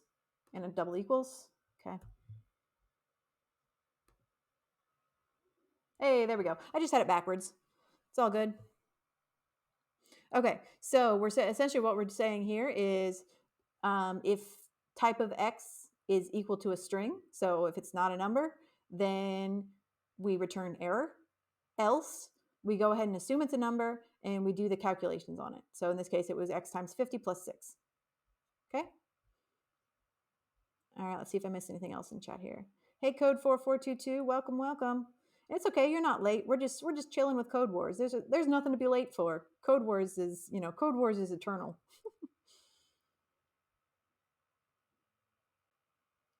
Maddie Baum asks, are you hoping to start with the languages we're learning once we finish 100 devs?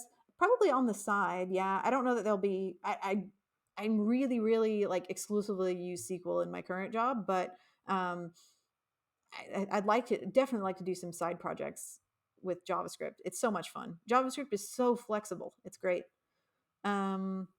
Questerson, yeah, that's weird. They let us use Google even when I took Java. Yeah, no, my Java course was not great. Rascal says, I've yet to meet anyone who liked those coding on paper classes. Yeah, it was bad. Okay, Bokeh, did you get it fixed?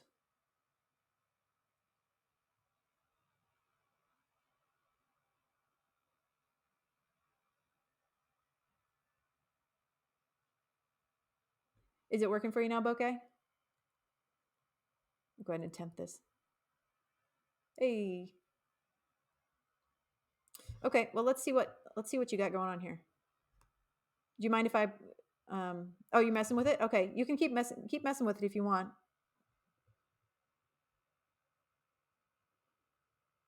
We can always revisit it later and see. Because if this is an easy one to test, right? All we need to do is just have the function and pass in a number and see what we get back. So, all right, submitting. Hey, check it. Look the top solution uses type of. So good suggestion.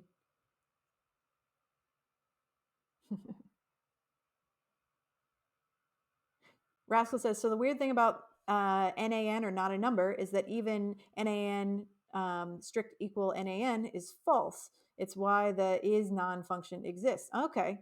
Yeah, that's right. I think I read that somewhere. That was in one of our texts. That's good to remember. So yeah, strict equal not a number equals not a number is not going to return true.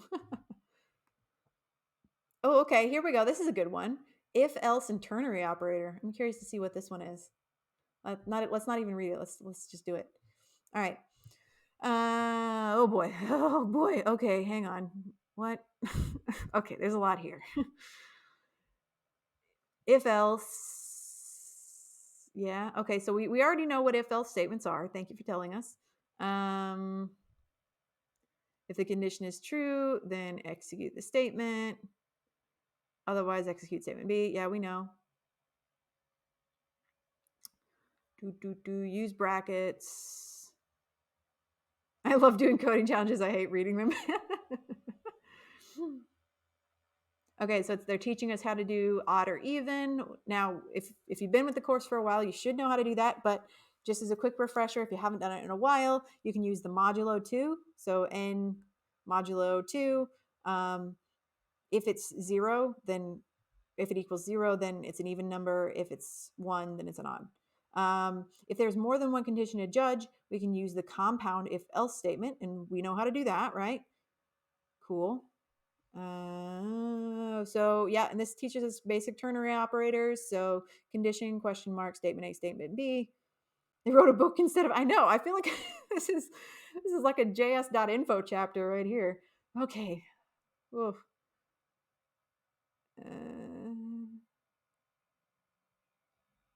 Okay. Yeah, and so this part is actually teaching us nested ternaries. So that's kind of like what I did in the couple problems ago. Um, so this part is, showing us that you can nest ternary operators together with multiple conditions. Okay. So, okay, task, cool. All right, what do we got to do? So the sale hot dogs function accepts one parameter of n. And is the number of customers. The instructions are novel, yeah. And is the number of customers to buy hot dogs. Different numbers have different prices. Okay, there's a table. Awesome. Return a number that the customer need to pay how much money. Okay, so basically, look at the table, figure out how the customer needs to pay. Cool.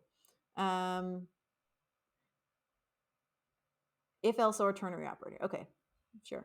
Let's look at the test cases to make sure we understand. So in this case, n is less than 5. So we expect, and this is good that they have the test cases here too, because the question is not entirely clear as to whether that price is necessarily per hot dog. I mean, we would assume it is, but the question doesn't really specify that, right? It could be that n, for any number n minus 5, they just pay 100, right? It could be a flat rate. But in this case, the test cases make it clear that for n minus 5, it's 100 cents or a dollar, right? It's 100 cents per hot dog. Where n is between 5 and 10, there's a bit of a discount. It's 95 cents per hot dog, and n greater than or equal to 10. Okay, is 90. Cool. All right. It's like those. Bombaloni, that's exactly it. It's like those recipe websites that like make you read a novel just to figure out how to make, like, I don't know, fried zucchini or something. Okay, so I'm going to go ahead and use a ternary for this because I think it's a good case for it. So yeah, we'll just do n less than 5. If that's true, then n times 100, right? N times 100. Oh, yeah, and I got my return in there. Good. Okay. Else, now we can nest this. So we can say else. That's it. Let's do, and our second statement is actually going to be greater than or equal to 10. This will make it a little cleaner. So we're gonna kind of bottleneck.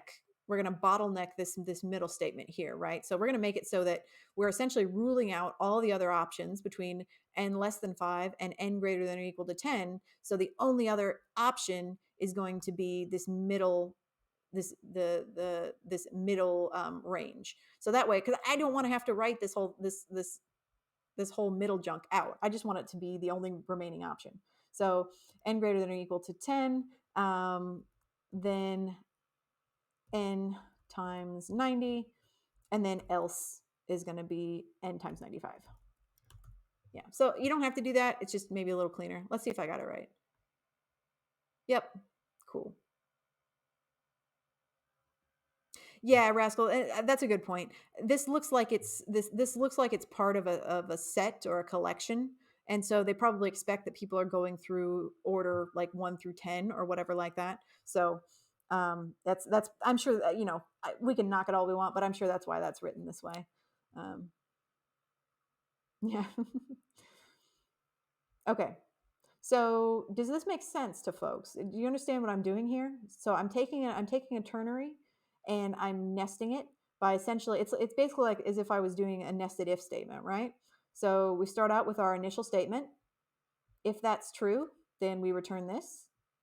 If it's not true, then we evaluate another statement, in this case, n greater than or equal to 10. If that's true, we return n times 90.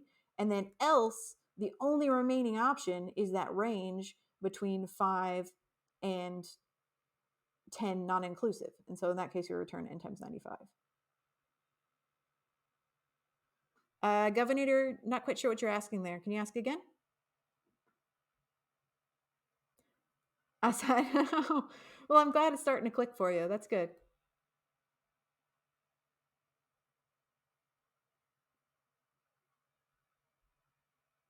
Good. Governor, feel free to ask again. I'm not quite sure I followed what you're asking there. Okay, so let's attempt. Pew, cool. Got it. Hey, Bokeh, you got it. That's awesome. That's rad. Okay, yeah, that's a good question, Govinter. So if you haven't started doing Codewars yet, here's what I would suggest. So I'm going to submit this first, and Govinter, and then I'll show you how you can start from scratch. So let's submit. Way to go, Bokeh, by the way. That's awesome. Way to power through. All right, so I'm going to rate this. And now, okay, so let's pretend that if I had never done one before, here's what I would suggest. I would go, so on the home page after you're all signed up and everything, make sure you set your language to JavaScript. But I would go ahead and go to this practice option here. Okay, go to practice. Make sure that your language is selected, like JavaScript. In this case, my only language is JavaScript, so this works. So you can select JavaScript here, and filter by 8Q. So click on difficulty, filter by 8Q, and that'll just filter it down to 8Qs only. And then I would maybe go sort it by like most completed, because those will be the most, probably the easiest to follow, because this is basically, these are like have the most successful completions, and so they're probably the most easily digestible and easy to follow and easy to get right. That's just my opinion. But yeah, so in this, just filter it down to most completed, or you could also do like, I guess there is an easiest setting. I don't know if I agree with that though. I did this one, this gravity flip, and it's not necessarily the easiest to understand. So I would say go by most completed or positive feedback, probably one of these two. Or any of these three, I would say are probably fine. Popularity, positive feedback, or most completed. Yeah, and just play around with that and see which one of those maybe works the best for you. It depends on what stage you're at in your JavaScript journey too. I don't know what level you're at with JavaScript, but start there. And if those questions are too easy, then you can always skip down to harder ones or something like that, or like least completed, or filter the list a different way, or even try going up to 7Qs as well. So hope that helps.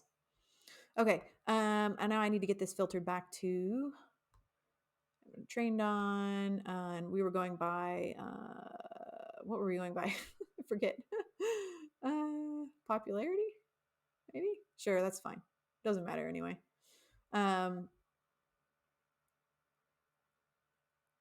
Zero level. Okay, yeah. Govinter, then definitely filter by 8Qs only. Okay, filter by 8Qs only, and filter by probably most completed. Yeah, Ghibli, that I agree. That gravity flip question, I did it, and I mean, I was able to do it, but I was still like, what the flip is this? So, yeah, go ahead and do filter by most completed, because those will probably be the ones that have the most completions. And also, too, Govinter, even if you can't complete the problems yet, you can also, like, even if you don't know how to do it, if you look at it and you're like, I have no idea, then just go down and say unlock solution, and that will give you the solution, and then you can look at it and maybe learn how they did it. On our last homework, Leon said do 7Q. Yeah, we can, and we'll do one before. How about before we wrap this stream up, we'll do a 7Q or 2. Yeah. Oh, and Tactics had a good suggestion there. If you search training JS, it will gradually walk you through all the concepts. So yeah, you can do that. You can search for that specific series. There's a search box up here. So if you search for that training JS series, maybe try that. Yeah. Okay, let's look at this one. Oh boy, we got another novel here. Oh boy. Okay, so there's a lot. I'm just going to kind of skip this for now. We're going to go down to the task, and then if we need the extra context, we'll read it. Yeah, thanks, Tactish. Let me guess, is the code one-liner? Maybe so. Yeah, we'll see. All right. Given the total number of rows and columns in the theater, n rows and n columns respectively, okay, and the row and column you're sitting in, return the number. Oh, Bokeh, thank you. Thank you so much. Much appreciated. It's awesome. Congratulations again on solving that working through that problem. It's rad. Okay. Return the number of people who sit strictly behind you and in your column. Okay, sit strictly behind you and in your column, or to the left, assuming all seats are occupied. Okay, fun. Okay, so they're passing in the number of rows and number of columns, and that's the total number in the theater. Okay, cool. And then I assume the column and row are your actual position. Yeah, row and column you're sitting in. All right. So let's look at a test case. So all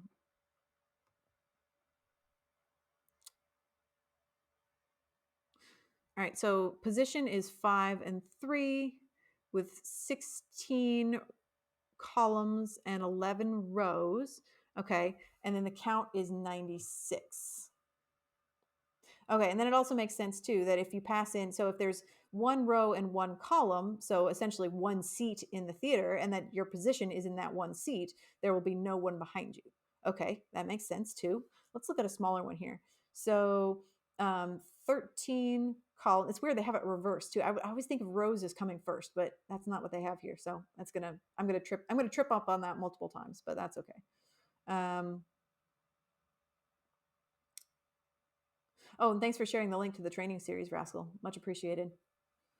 You're the MVP with those links tonight. All right, so 13 columns, 6 rows. Position is 8 in the columns. Okay, so if we think about column-wise, all right, and so column-wise, let's see. Oh yeah, that makes sense, right? So just thinking about the total. So the total is 18, and what's a multiple? What are different multiples that make 18? Well, the first one I think of is 6 and 3, and so if we think about, there are 6 rows in the theater, and if you're sitting in row 3, that means that there are going to be 3 rows behind you, right? So then the answer to the column problem must be 6. So need to look at the calculation for the columns again. And people who sit strictly behind you and in your column. Okay, yeah, all right. The wording on this was tripping me up a little bit. Sit strictly behind you and in your column, or to the left. Okay. So if I am in column 13 and column 8, so essentially what this is saying is that, let's see, 13 minus 8 is 5, but the correct answer is 6. All right, so I'm just gonna, I mean, you don't necessarily have to have a full grasp of this, but I think I can at least understand from the test case what we're supposed to be doing. So, all right, so let me confirm that real quick with this next one, but I think I got the gist of it. Yeah, so 60, 99. All right, and then 16. So 11 minus 3 is 8. Let's see, what's 96 divided by 8? Hang on. 6 divided by 8. It's 12. Yeah, all right. Let's just fudge this and see what we get. All right, so n calls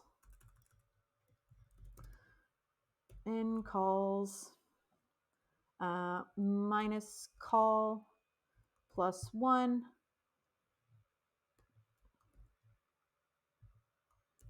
And then we are going to add that to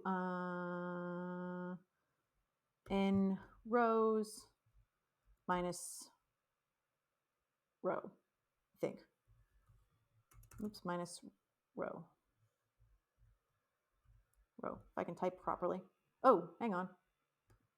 What even happened there? I don't know what I hit. All right, cool. Let's see if this works. Oh, and I need to multiply instead of adding. Sorry. Okay. Let's see. Bang, got it.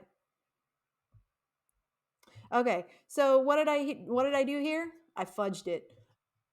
I mean, I didn't really fudge it, but I didn't care about all this junk. I don't care about everything else here. This is all just fluff to me. It's meant to kind of confuse you and to not necessarily give you context, but just maybe like, I don't know, confuse your brain and make the problem more complicated than it needs to be. So I just read the last part where they tell you specifically what you need to get back. I looked at the test cases and I saw what the outputs were. And another fried zucchini recipe. Exactly. Yeah. It's not necessary, but but hey, this is, sometimes you get stuff like this in the real world, right? You get somebody in a meeting giving you incredibly confusing, tons of backstory, like conflicting requirements. And in the end, you really just want them to say, what do you want me to give you? I don't care about all these justifications or like, what data do you want? What do you want the thing to do? I don't care about your backstory. Just tell me the thing. And so sometimes, in the real world, you got to cut through the chaff as well. It's not fudging, it's cutting to the chase. Exactly. And two, we have these examples here which give us the inputs and the outputs. And so using that, I use this more than I actually read the question. I just said, all right, here's my inputs. How do I get to the output? And this particular test case was helpful, and because I know there are only a few things that multiply to make 18, right? And so I was able to just kind of backtrack this to figure out how these things relate to each other, right? Because I know that the inputs of number of columns and columns are going to relate to each other, right? 13 and 8 should have some kind of relationship, and 6 and 3 should have some kind of relationship, and the outputs of those are going to need to equal 18. So I was just kind of able to backtrack that by just looking at the test cases, forgetting about all this nonsense, and cutting to the chase. Yeah. So let's attempt it though, and let's see if my solution works for all cases, because it worked for the basic cases, but sometimes it's not going to work. I might be missing something here. It might not work for all the possible test cases. So let's see. In this case, it did. I've had cases where my first draft isn't specific enough, and it doesn't work for all possible test cases. So yeah. In this case, I think, what they were asking for is essentially, if you're in a theater and you're sitting in the middle of the row and you need to get up and walk to the exit, how many people are you potentially going to annoy if you get up and walk to the exit? And those are going to be both the people directly behind you as well as all of the people in the other columns that are between you and the exit. I think that was the gist of the question. All right, let's submit it. Cool. First try, indeed, Taxish. Yeah. We got it. Okay, I am going to take a hydrate here real quick. Even though nobody told me to. Okie doke. This was a fun one. But I mean, I'm going to give it a somewhat just because of all the nonsense. I do think it's a fun thing to think about, but there's a lot of nonsense. So I don't like to give them a none rating because somebody obviously put a lot of thought into this, right? They obviously thought really hard about it to write it. Hydrate. Oh, okay. Well, don't mind if I do. Take another hydrate here. I tell you what. Here's what we'll do. So the leaderboard for 100 devs. If you'll indulge me, the leaderboard for 100 devs. I'm almost there. I'm almost on the leaderboard. So how about we go until I hit the leaderboard, huh? So I'm currently at 538. I'm going to try to knock Sikorsky off their pedestal here. We'll see if we can get to 576. Sound good? Let me get that 100 spot.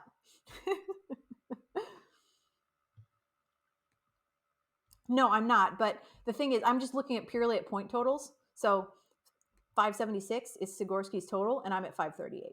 So yeah, 100. I know 100 is a fake. 101 is a fake number. I know, but 100 isn't. We're coming for you. I know. I can, 538, 576. I can't do math. I don't know how far away that is. Let's just get there. Let's do it. I'm so close. I know. That's what I'm going for. No. I'm going to get there legit. I'm going to get there legit, or I'm not going to get there at all. No cheating. Okay. All right. Let's do the next one. 36 points. Baller. Okay.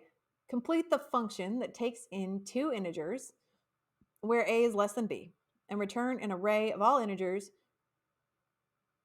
between the input parameters. Oh, okay. Well, we've done this before, haven't we? Right? We've done this before. We just did this. That's the cool thing about some of these is that they do repeat concepts, right? They repeat concepts, but that helps us practice those concepts. So previously, and actually the one we did previously was harder, right? Yeah, so I equals a.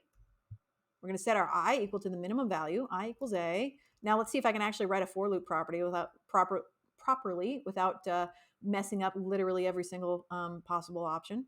So, and we're going to say I is, did it want to include it? Including them. Okay. I less than or equal to b. Cool. And then I plus plus. So in this case, we're not doing any special iterator on our I because they want every single value in between, right? And we're also going to declare an array. So we're going to say let array equal whatever. Set up an empty array to dump our values into. And we can say array equals array.push I. Okay. And then at the end, we're going to return the array. Baller.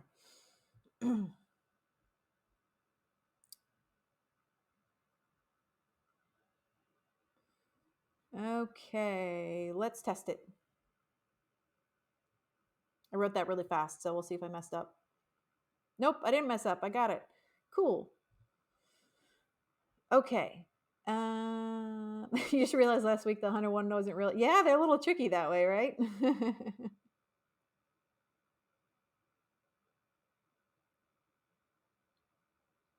Okay. Yeah, Edwards, if you're not seeing the same list, like you should see one. Does your list have like blah blah blah? It should have her up toward the top of that list. If you don't see blah on your list, you might be in the wrong clan. It depends. Yeah, I don't know. I don't know what the right clan is anyway. Mine has like 500 and some odd members, but there could be additional clans. Yeah. All right, let's go ahead and attempt this. I think we got it. We do.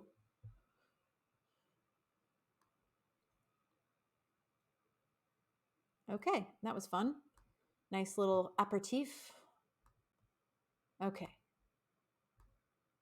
But we're going to keep pushing. I don't, no matter what clan I'm in, I want to get to that leaderboard.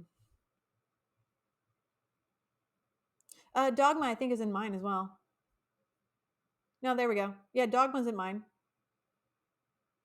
I think you're in the right one, Edward. I think you're fine.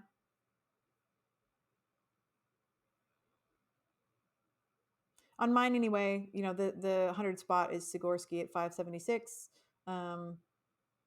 So that's what I'm shooting for. All right. Ooh, it's a Star Trek question. It's a Star Trek question. The Starship Enterprise has run into some problem when creating a program to greet everyone as they come aboard. Cool. I love it. It is your job to fix the code and get the program working again. Ooh, yeah, Ghibli. I know. I agree. All right. So the example output is supposed to be hello, whatever. Okay. So in this case, we can clearly see that it's going to return hello. However, with all these debug questions, what I like to do, even if I think I know the answer, in case they're going to try to pull a fast one, I like to run a test and I like to see what error gets thrown, right? So for each test case, yeah, I'm glad there's so many Star Trek fans on here. I love Star Trek. So in this case, it gets back hello every time, the way we would expect, right? So what we want to do instead is we want to make it so it takes in the name. Now, we could do this with a concatenation, which my favorite word, right? But in this case, I'm going to go ahead and use a template literal just because I want to. So in that case, I change the quotes to ticks, and just for practice, I'm gonna use a template literal, and we're gonna put our name that gets passed in, we're gonna put it inside of that $ bracket thingy. All right, so well, let's try this.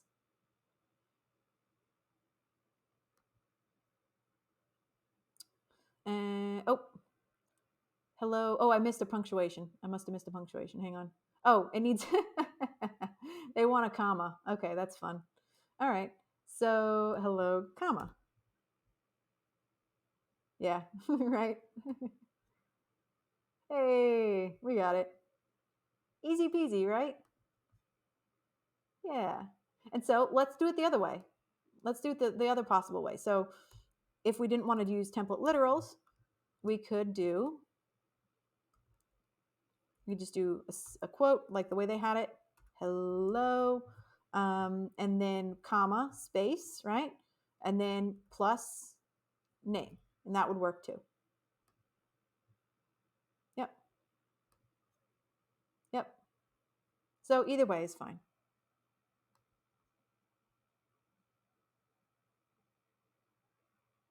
Yeah. And so the top solution is class concatenation, and the next one is template literal. Yeah. That's a fun one. Not too hard, but fun. All right. Triple trouble. Hey, Cranberry. Yeah, no worries. Family, yeah, definitely. If you got other stuff if you got other stuff to do tonight, you don't have to stick around with me. That's totally fine. Family comes first, right?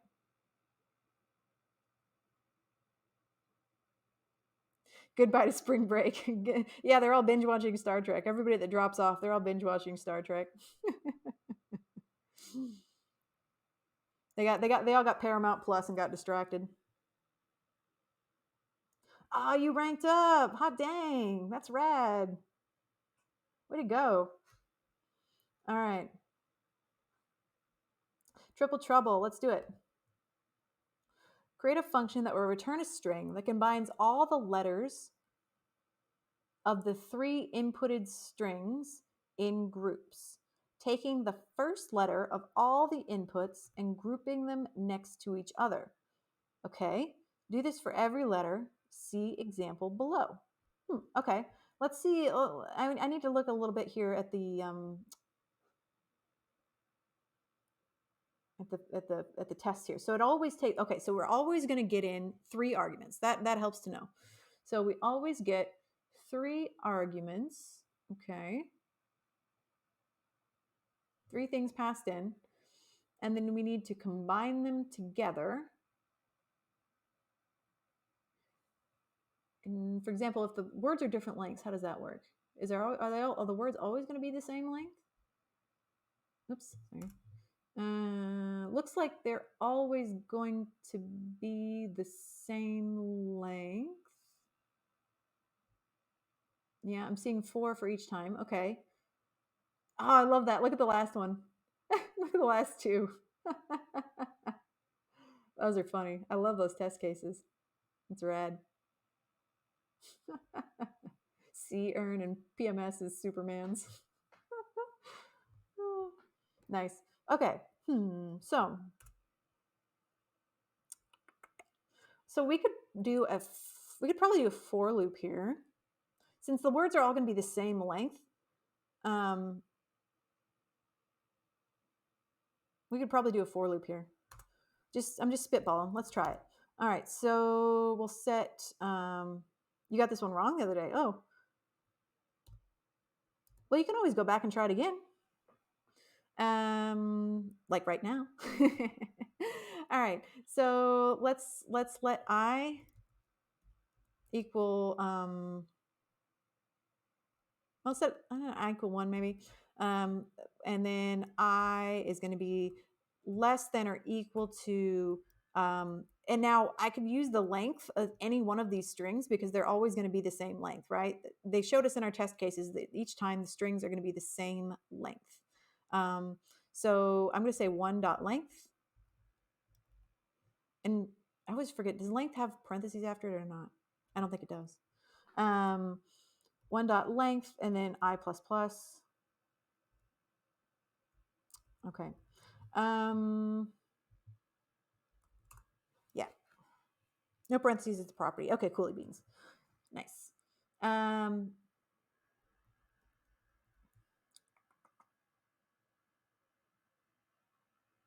Now I don't know that we actually let's try it without a split. We might need to split, but I'm gonna try something here. We're just gonna do a console log for starters. This isn't going to be the right answer, but I want to test something here. So we're gonna do console log 1 plus 2 plus 3. All right. Gonna be wrong. I just want to see what I get. Hey, check it. All right. Baller. That is what I was hoping for. Yeah. Okay, so what did we do there? So we don't have to split the string because we can perform certain like array-like functions on strings without having to split them first. That's what I was just checking there. So in that case, what I want to do instead is I want to I don't think we aren't even going to need to nest this, I don't think.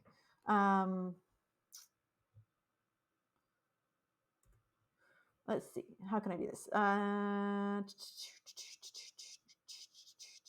So I want to essentially do one I. So and also too, I want to start. I need to actually start I at 0 instead of 1. Yes.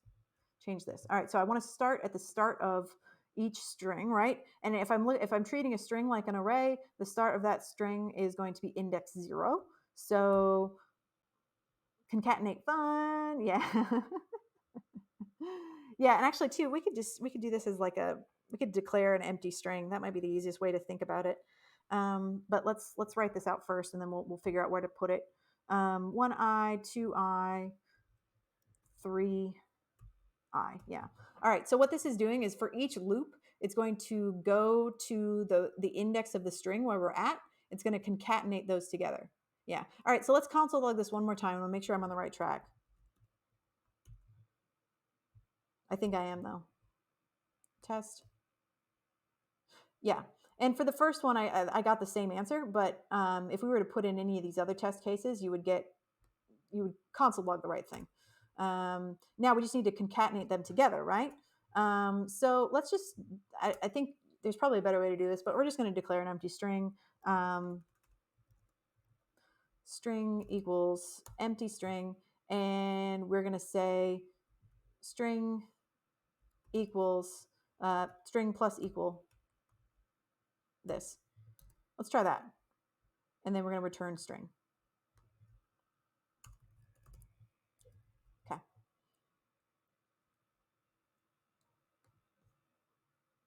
Hey, cool. That worked. Baller. Okay. So let's attempt, and then we'll talk through it again. I just want to make sure that this solution is going to work for all the test cases. And I want to test. Okay. Yeah, cool. Yeah. All right. So what did we do here? Let's think about it. So if you're thinking about strings, you can find a specific location inside of a string the same way you would as an array. They have indexes like arrays do, right? So like the first letter in a string is going to be at index 0, second letter is index 1, third letter is index 2. Now the first thing I checked for when I was looking at this question is, are all of the strings that they're passing in each case, are all of them always going to be the same length as the other ones? Because if they are, then we can loop through all of them at once without having to, loop through them separately or think about different lengths.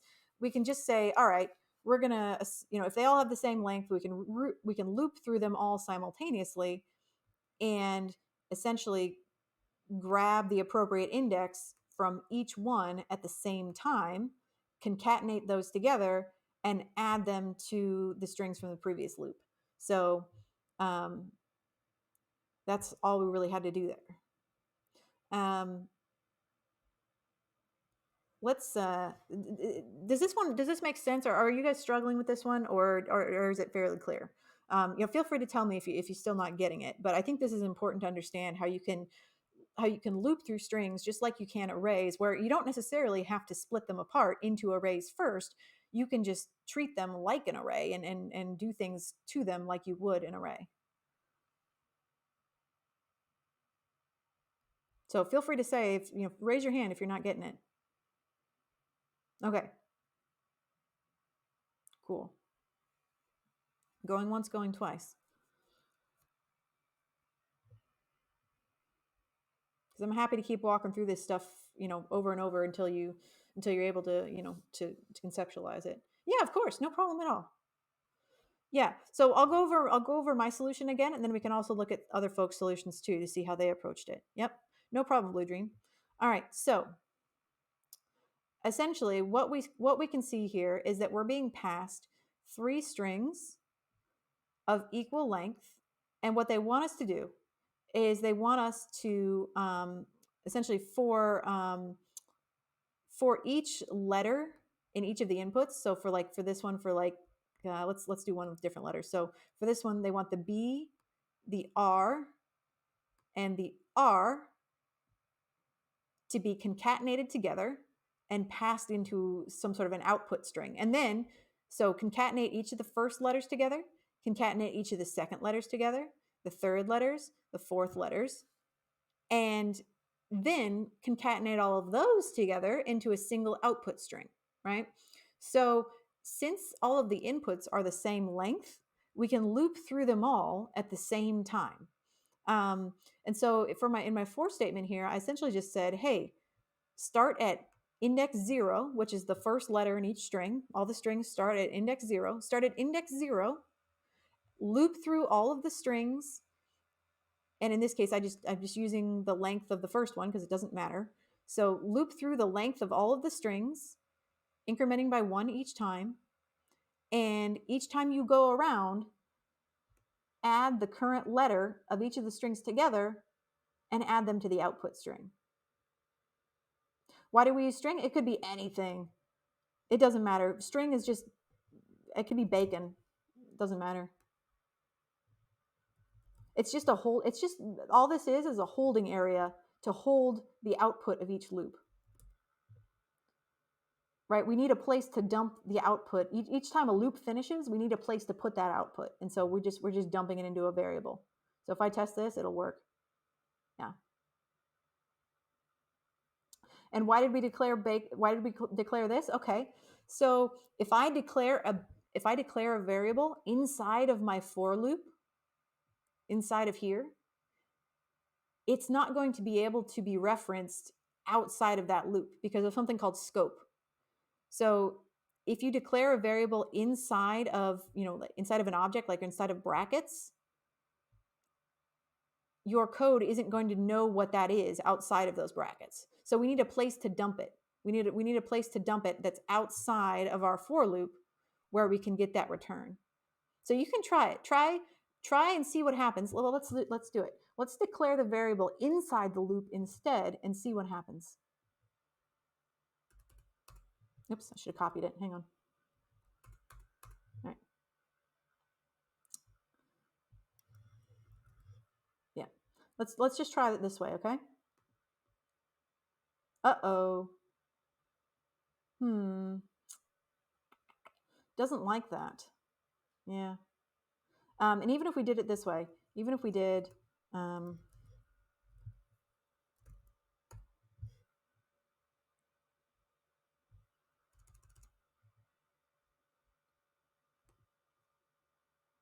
yeah.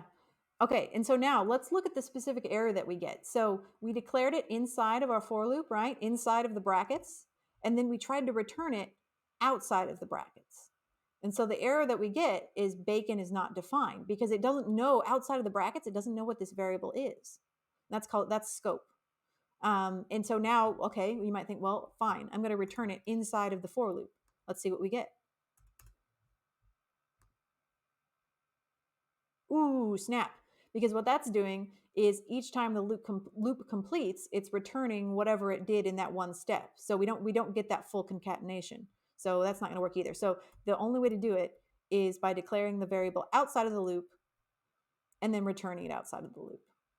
So we were declared outside of the loop, we assign a bunch of stuff to it inside the loop, and then we return the finished product once we're totally done with everything. Hey. Yeah. All right. Let's submit it and let's look at some other solutions. Mine's probably the only one that uses bacon as a variable. So I've got that going for me, which is nice. Yeah, and so the top solution does the exact same thing that I did, except they actually, yeah, no worries. Yeah.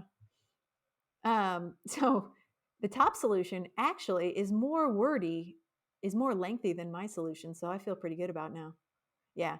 So this one, the second solution is the one that I did. Oh, that sneaky caret. Yeah, you don't need the caret. You can just, you treat it like an array. But yeah, either way, does the same thing. Yeah. Okay. We're almost there. 346. Okay. 5 without numbers.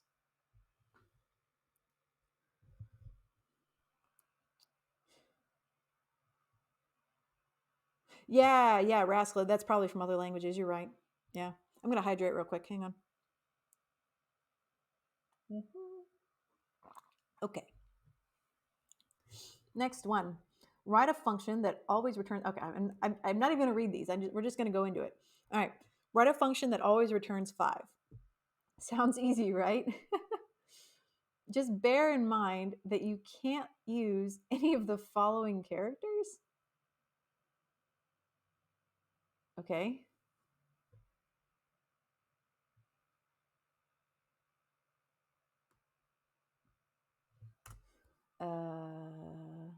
Can't use any of the following characters.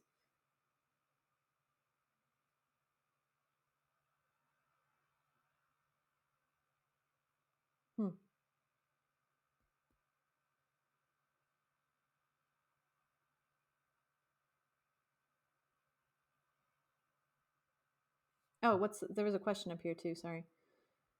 When you come across a Codewars problem that you spent sufficient time on and just need to look at the solution, do you forfeit your ability to use?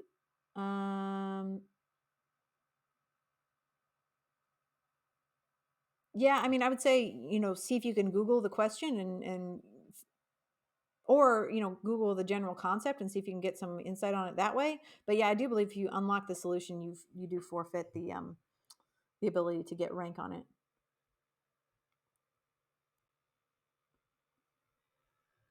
Yeah. So what we can do here is we can do, I'm just thinking that we'll just increment 5 times, like just, I don't know. But I'm trying to think if there's a more clever way to do it.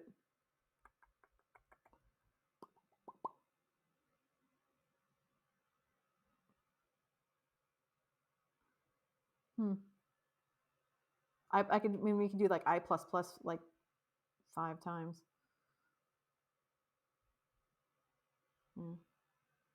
Sweezy, I like that actually. Yeah. So so let's do this first. Console. Well, let's just see this. That's gonna be wrong, but oh, I need to return. Yeah, return. I always do that. Yeah. So by default, true and false, these booleans are true is equal. So true, if you set it to a number, is equal to 1. False is equal to 0. So by that, we can just say number true, number true, number true, number true, number true. I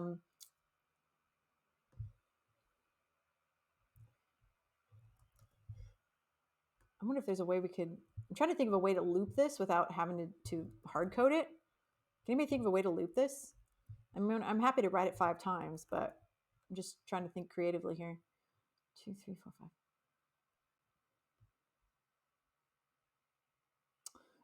Ooh, Edward. I like that. Return. Okay. That has 5 letters, right? Spock.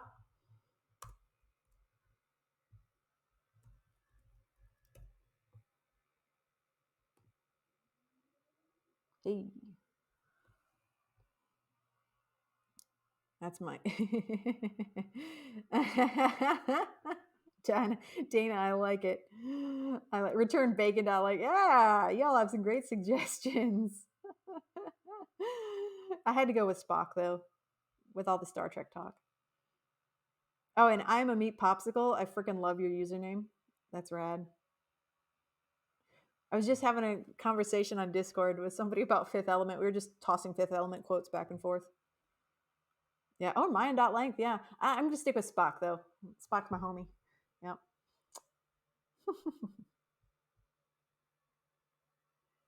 This is very clean. I love it. Great suggestion.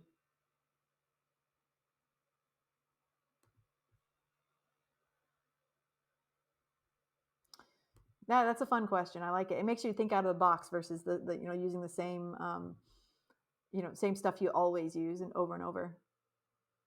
It's awesome. All right. Next. We're nearly there. Oh, we got another bug squasher. Let's do a bug squasher. I love the bug squashers. Yeah, Lilu Dallas multipass, right?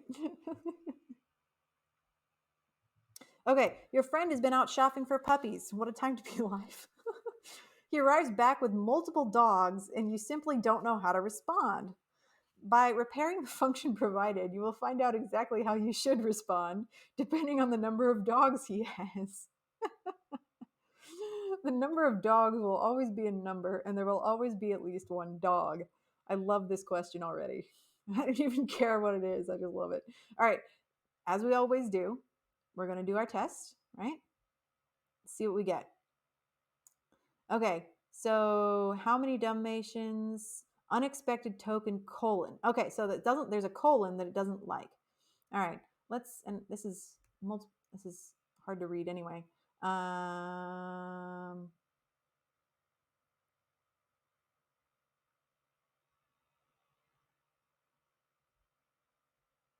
Okay, so it's basically has a nice long ternary here with various responses, and what it's trying to do is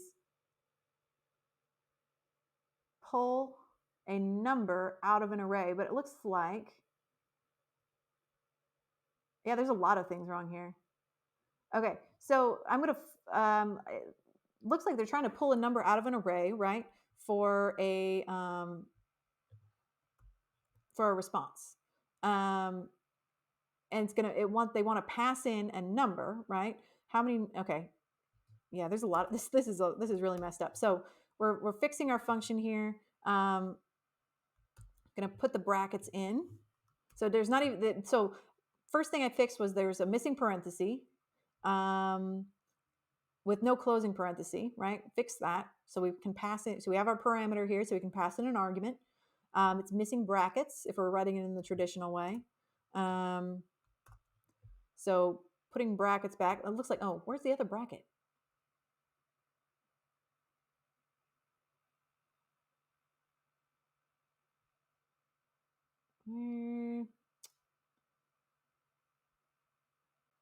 So there's another bracket somewhere, but well, oh, that's probably supposed to be number. You're right. Yeah.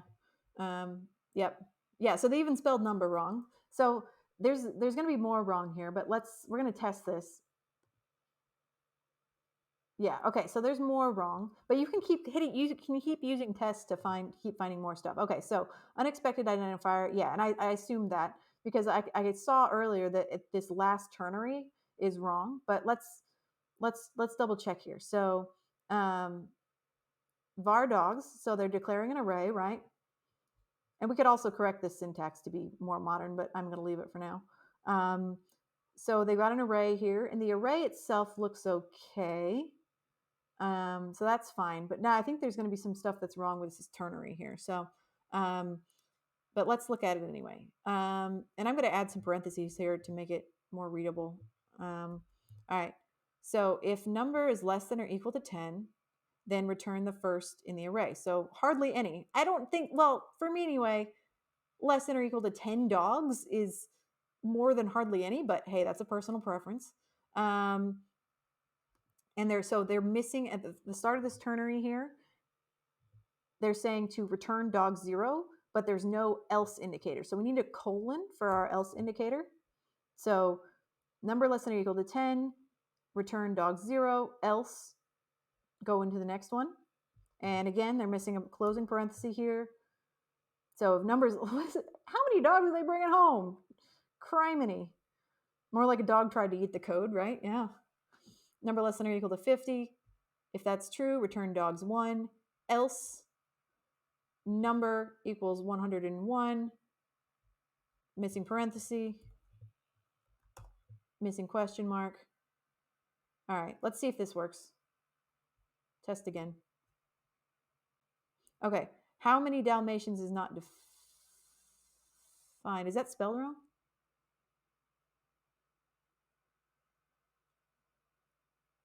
How many Dalmatians? That looks okay. Oh, is there another one there where it's... No, this array is called dogs, so... Oh, sofa suit coming in hot with the first time chat, killing it with the spelling. Yes, look at that. Sofa suit caught that Dalmatians is spelled wrong because it's spelled with an IANS versus IONS. Hot dang. Coming in hot. Love it. I didn't see that. Okay, so now there is still something wrong with the structure of the operator. Somebody probably already pointed it out in chat. I just didn't see it. All right, so expected 101 Dalmatians to equal, whoa, that's a lot of dogs. I think that's probably just reversed here. But let's see. So 1, 0, 1, 2. And what did they want? They wanted, so for oh, I see it. Yeah. So number equals, yeah, that's wrong. And then, so number equals, yeah, that should do it. Hello, Lou, welcome.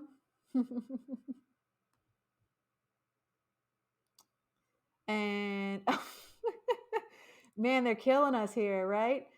Spelling Dalmatians wrong again. It looks like Corella's code, yeah. So Dalmatians was spelled wrong, not once, but twice. And they also, if you didn't catch it, the other thing that was wrong here is they didn't have the double equals or triple equals. I mean, whatever you want to use. Instead, it had a single equals, which meant it was doing reassignment. So we corrected that to a double equals. We corrected the spelling on 101 Dalmatians. And we're going to test again. Hey, that was a lot of errors. That was a lot of errors. I love it, though. That was fun. That was really fun. All right, let's attempt.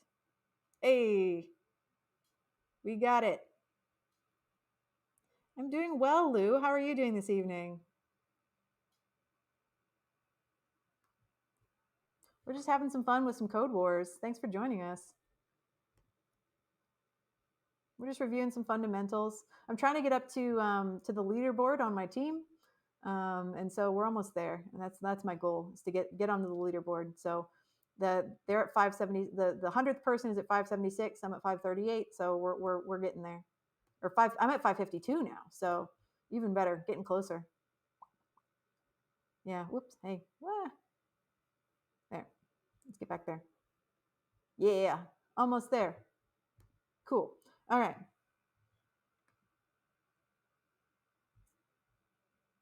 Principal engineer level right there.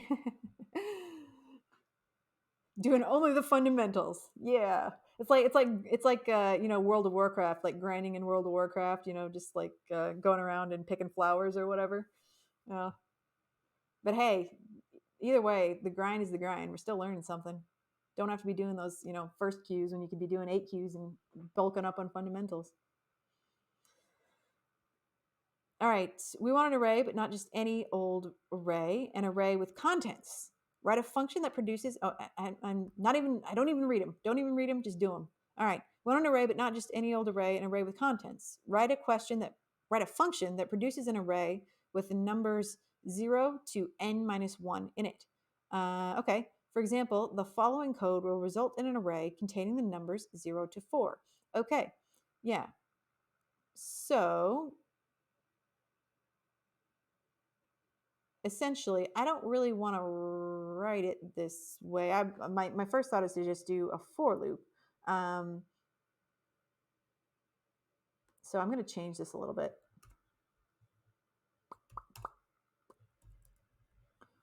But I'm sure there's, this is just my first thought, but I'm sure there's a way you can do it directly inside of the array brackets. I just don't want to. All right, so for I equals 0, let's see, what are they passing? They're passing in n, 0 to n minus 1. Okay. 0, and then let I equal 0. And then I is going to be less than whatever. I less than n, okay. I plus plus. And so we should just be able to do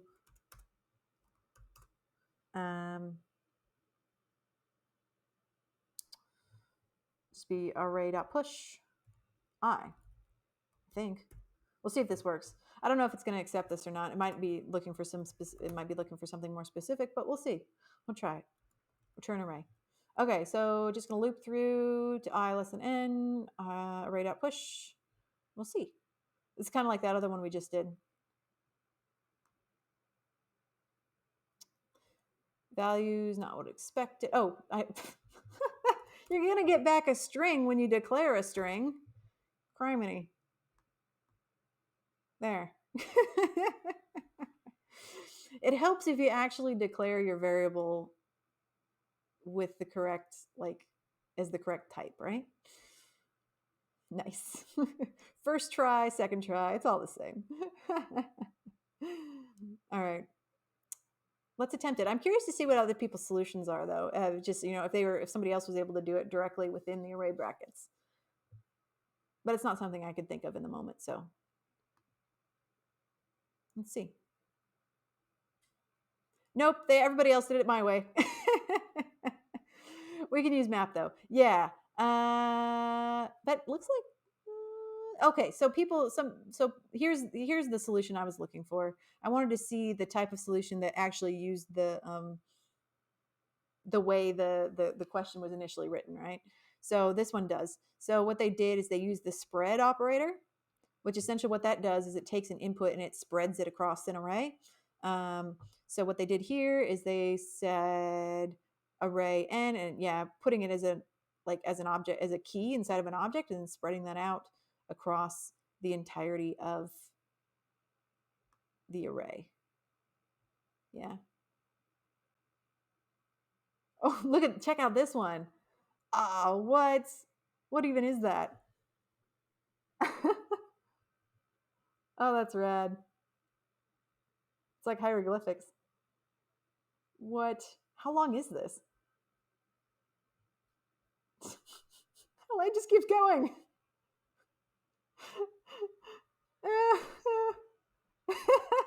It's still going.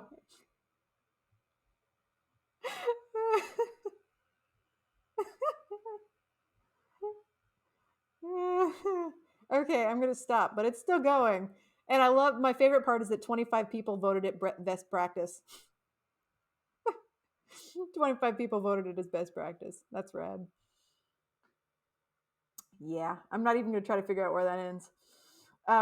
But yeah, so it looks like the true one-liner version of this is using the spread operator. But didn't come to mind, so that's okay. Message from aliens.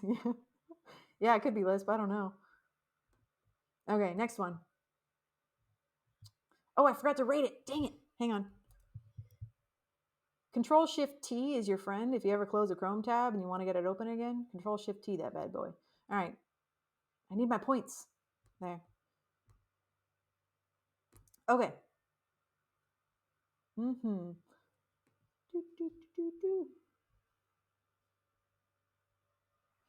All right, what do we want here? What are we doing?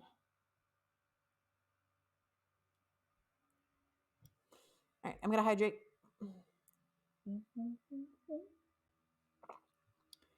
Big Linter says, also, Codewars themselves are pointing out that they like production-ready solutions, so one-liners don't always get the most points. Yeah, that's true. One-liners are certainly fun to try to come up with, but in production, you're generally going to see things that are more readable versus, I mean, not always, but generally going to see things that are more readable versus the things that are clever one-liners. So, yeah.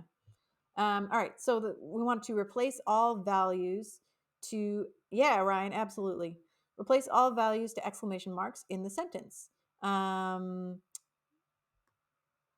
this seems like it's maybe wanting me to use regex. I don't know regex.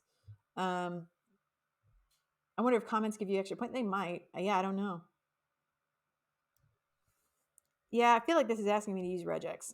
I don't know regex. Don't really feel like that's important to the fundamentals of JavaScript, but okay, let's think about this. We could probably still, oh, my cat's here. So we want uppercase or lowercase vowels. All right, cool. So let's do this. We're going to declare an array.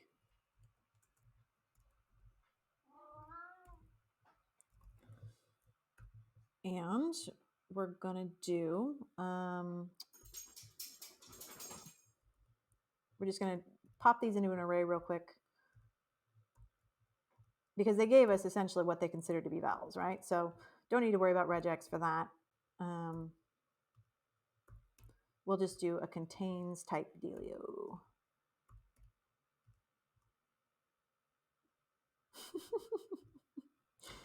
Yeah, he loves attention. So I'm sure hey buddy, there's people that are even not in this house that are listening to you meow. He's happy. I'm sure he's happy about that. Yeah. They can hear you, buddy. There's people that are outside the house and they're out on the internet and they can hear you. Yeah. You thought that was one of your two cats? Yeah. I know, buddy. Yeah, those people out on the internet can hear you. You just walked around asking what was wrong. Yeah. Okay, so essentially, I'm just going to Google this real quick because I've done this before, but I don't exactly remember how. So basically checking to see if something exists, if an item in an array exists in another array, then do a thing, right? Yeah, always has something to say. Wow, right? All right. So so here's how I would search for something. I would say JS if item, let's see here, replace item in array if, yep, I can't spell, if in another array. There.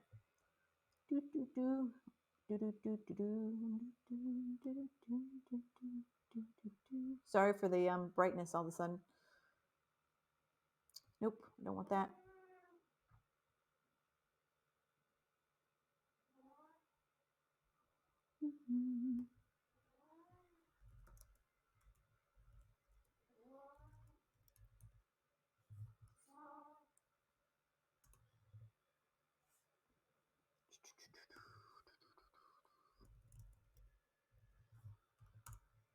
There we go. Yeah. That's what I wanted. Yeah.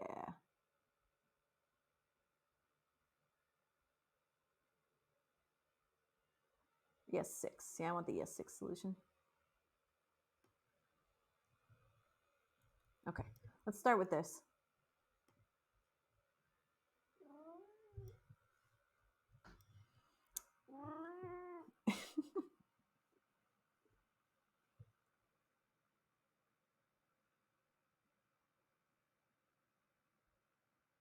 Oh yeah, and Sweezy, thank you for sharing the thanks for sharing the possible regex. I'm gonna try to avoid regex if I can, but if I can't, then I'll use it. All right, so let's see. So we've got an array 1, array 2. So we're gonna essentially take S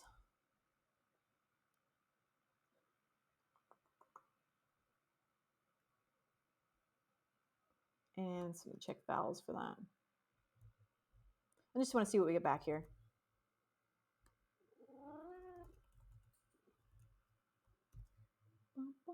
Check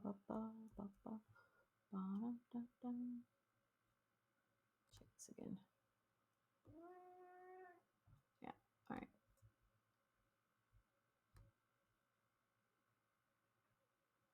Oh, it doesn't like that. Yeah, I don't know. I hadn't seen that before. That's why I wanted to try it first. It says it's vanilla JavaScript, but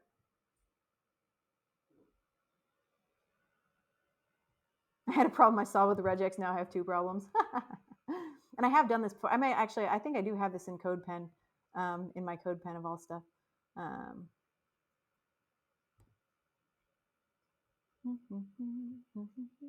Geeks for Geeks is decent. Oh, I don't want to loop through 2 arrays. That's lame. Hang on. Let's see if they have any other solutions there.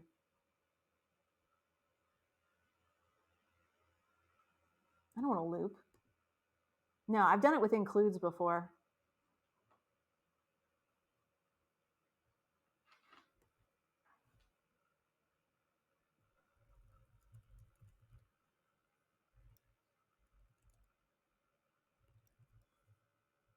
Boop, boop, boop, boop.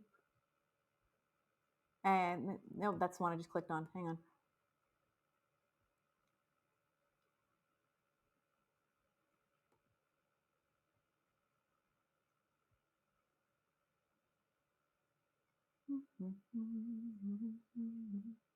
Nope, that's not what I want. Let me check my CodePen. If I was smart, I put it in there.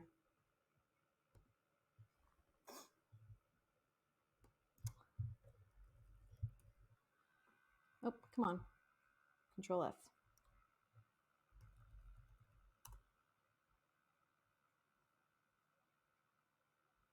Why isn't it actually, when you do Control F in CodePen, it doesn't actually go to the thing. It's so annoying.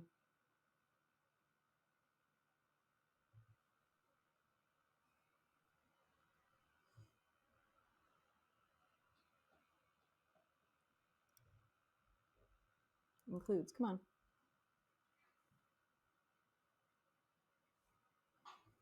Oh, you know what? I don't think I saved it. I think I put it in there, but I don't think I saved it. Hang on. 2 seconds. Yeah, I haven't been saving. I have it open in another window, though. Yeah. All right. I found it. Okay. Let me just save really quickly and then reload this.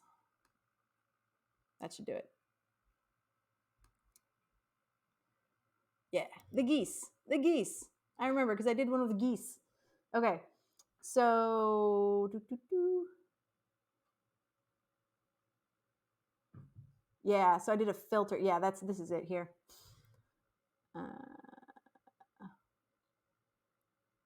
So we can do birds.filter,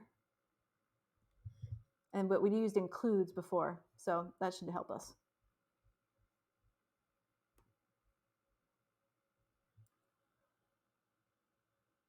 Yeah, Canada, I definitely will. I will learn some regex. I know it's definitely useful. Yep. All right, so this is a function that I used for another problem. Essentially what it does is it returns, if an item is not in an array, it returns basically the filtered array without those items. But I don't want to filter it. I want to essentially, so essentially I want to just say, do a for each, right? So I want to loop through my current array, do a for each on it, and oh, you did, yeah. That's essentially I think what I'm going to be doing here. Bombalon, yep, includes. All right, so so vowels includes item, right? So we'll do s.map, or yeah, I think s.map is fine. Return s.map, and I always forget the syntax for map as well.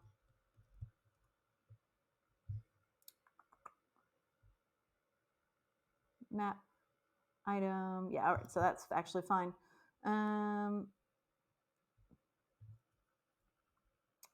And we're going to pass in the item. So what we're going to do is we're going to loop through each item in our S array that gets passed in, and we are going to, and actually we're going to need to do a split on it first, right? We're going to do s.split because it comes in as a string, but we're going to try to perform an array operation on it, so we need to split it first.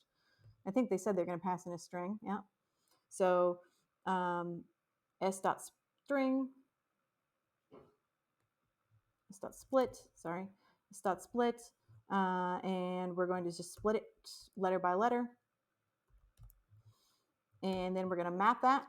And if vowels includes our item, vowels includes our item, then replace it with what do they want us to replace it with? An exclamation mark, okay? Else item. And then at the end of that, after we've mapped the entire array, then we need to rejoin it, right? Because it needs the output needs to be a string, so we need to join. And let's try that. Yeah, and a regex replace would definitely be more performant, absolutely. And I will learn regex. I'm just trying to focus on like array operations right now, but I know I need to learn more regex. It's just it's nuts, man. Hey, it worked. Yeah. Yeah, regex can do a lot. Regex, for those of you who aren't familiar, regex stands for regular expressions, and it can do a lot of really complex operations on strings really efficiently. Really quickly, really efficiently. Yeah, it's just very confusing to look at. But so this worked. It's a bit of a fudge, but it worked.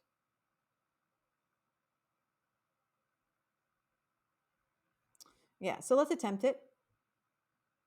And for those of you, so let's chalk through what we did here, right? So we took in a string, we split it into an array of all the individual letters in the string. Then we looped through that array, and we checked to see if each individual item, so each individual letter, was in our list of vowels. And if it was, we replaced it with an exclamation mark. If it wasn't, we just skipped it. We returned the item. And then at the very end, we joined it back into a string. All right, so let's attempt. Hey, got it. Oh, you got an error? See if you're missing. Does the error specify what the problem is? Double check that you've chained everything together correctly, that you have your parentheses around your map. It's easy to forget to put your parentheses around your map here. Yeah, I'm sure the top solution is going to be regex. We'll submit it.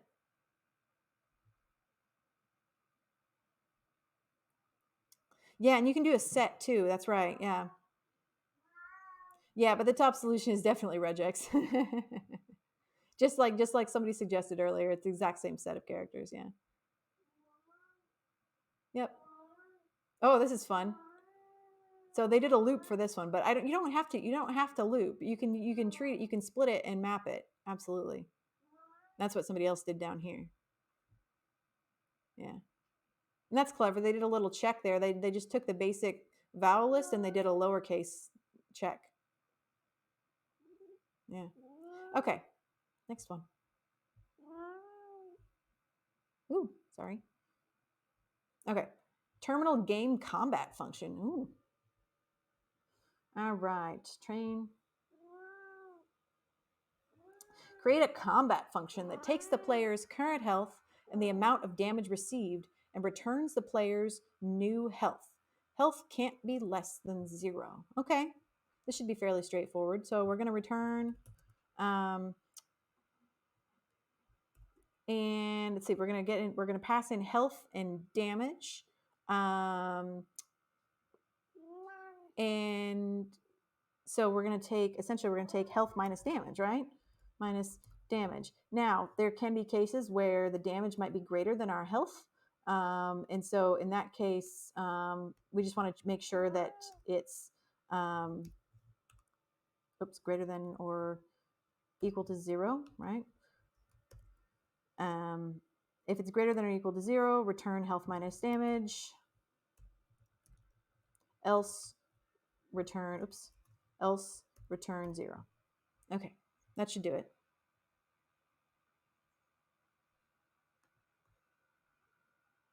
Yeah.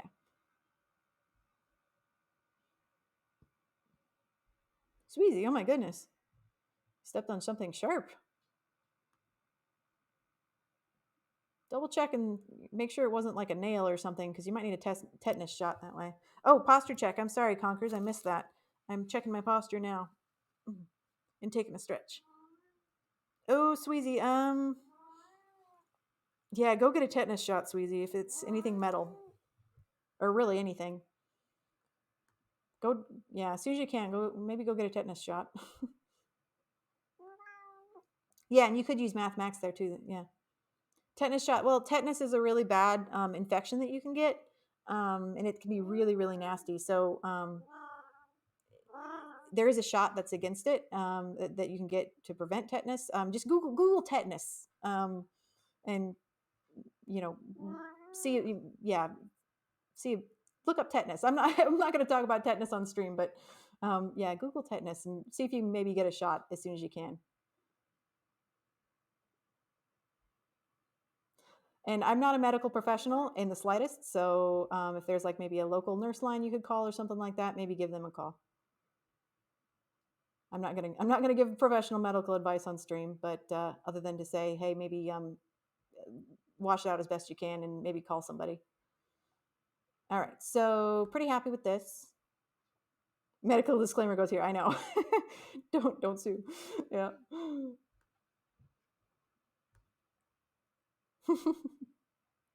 Oh, you did this in 7Q. Awesome.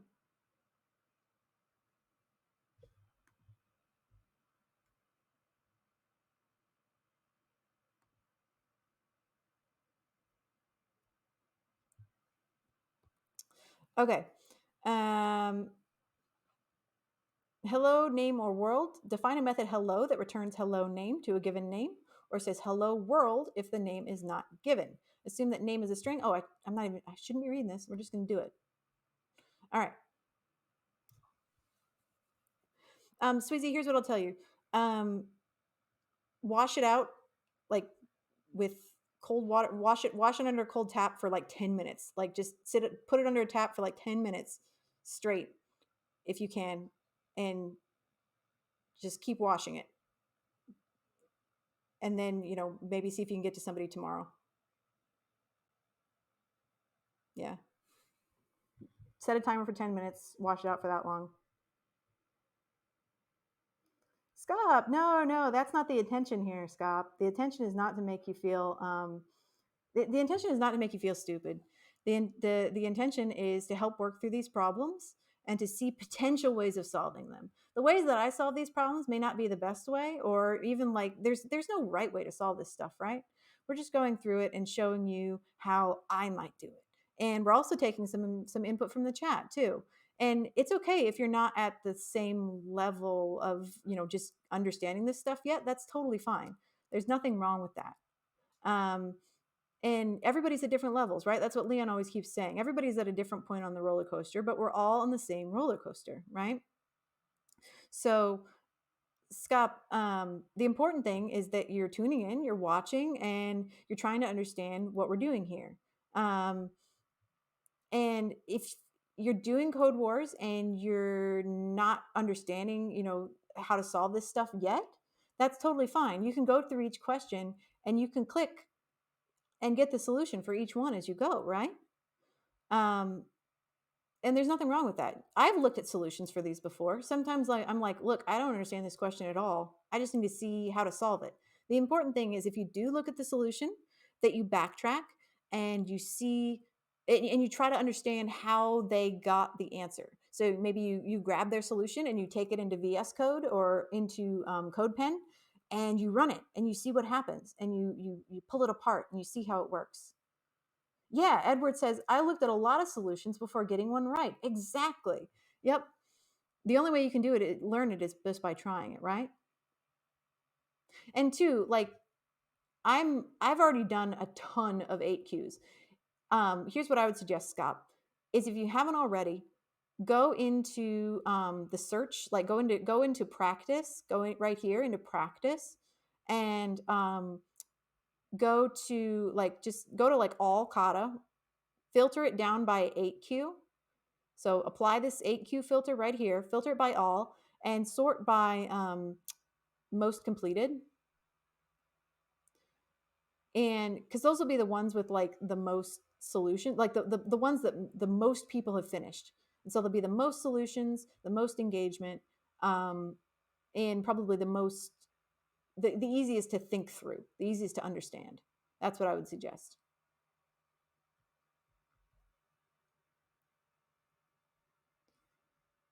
Yeah.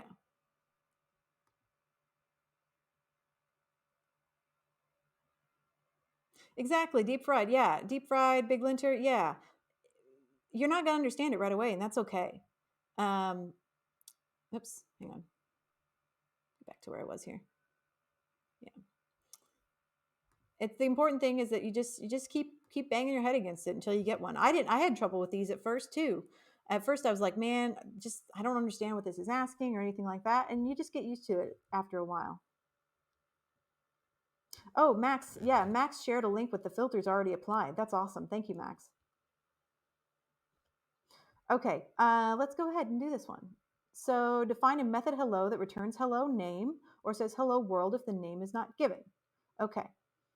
Assuming that name is a string, and it checks for user typos to return a name with the first capital letter. Okay, let's see, what do we want to do? Okay, so, oh, I see what it's saying. So,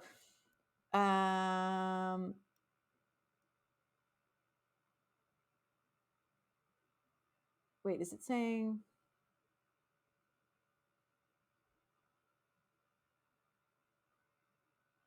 Oh, okay. I'm just looking at the test cases here. So if they pass in Alice, it needs to be Alice with an uppercase. Okay, so they want us to force a check and basically force the name to be the correct case too. So it would be easy just to say return, hello name, right? But instead they want to have us return hello, comma, and then the name with the proper case and everything. So we can do that. We can do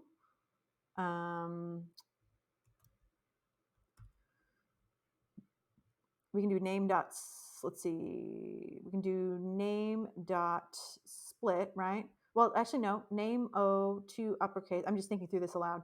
So we can name index 0 to uppercase plus name dot slice. I think that would do it. All right, so name 0 dot to uppercase. And what this is going to do is it's going to grab the first letter of the name and convert it to uppercase. If it's not already, if it is already, it won't matter. And then we'll concatenate that with name dot slice. And what name dot slice does is it grabs a slice of an array. Now I don't remember. I may have to split this first in order to use slice, but I'm going to try it without. I honestly don't remember if I have to split it first or not. We'll see if this works. Okay. The first stage of learning is confusion. Absolutely. 100%.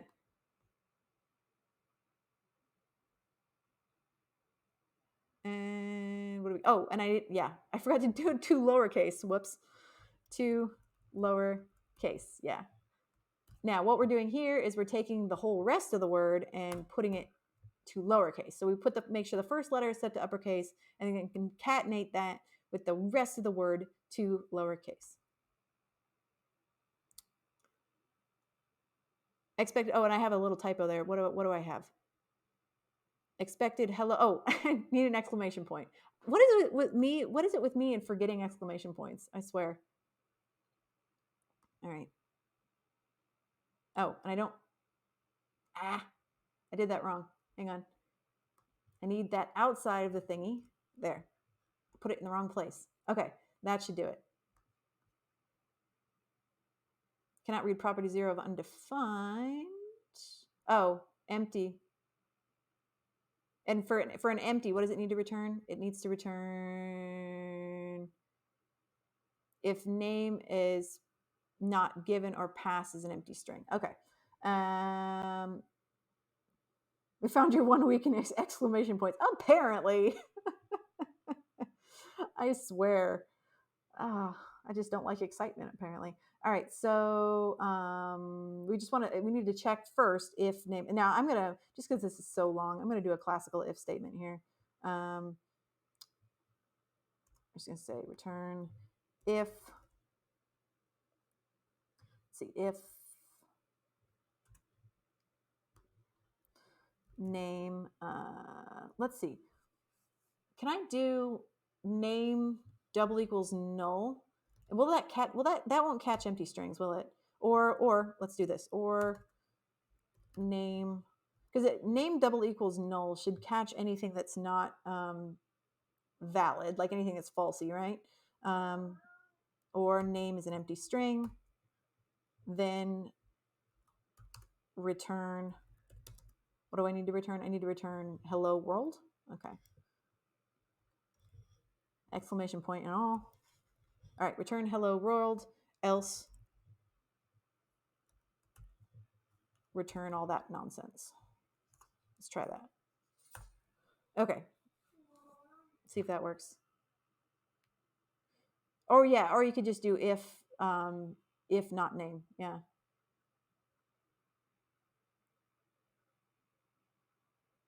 Yeah. Okay, let's see if I screwed this up. You have to return. Oh, whoops. There. Try that. Hey. Okay, yeah, and you could slim that down, Sweezy. Yeah, absolutely, by just saying if not name. So that should catch if it's empty as well. Yep. Hey, cool. Okay, so first thing, we did check to see, and I think I'll try that not name as well. Not name. I'll put it back to my original before I submit, but we'll test this. Yeah, that works too. Yep. Yeah, the double equals of not null will absolutely catch undefined values as well, because we did the double equals instead of a strict equals. Oh, Midnight Simon, what? Rating with a party of 50. Welcome, welcome. Hello. Hello, hello. Welcome, Raiders. We are having tons of fun doing some Code Wars and practicing our JavaScript fundamentals. What were you guys doing on your stream? What were you guys up to?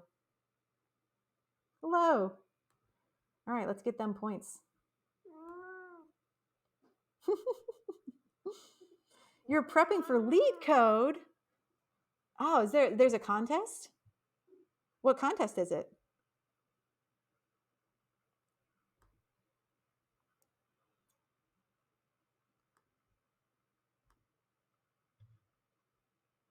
The contest starts in 17 minutes.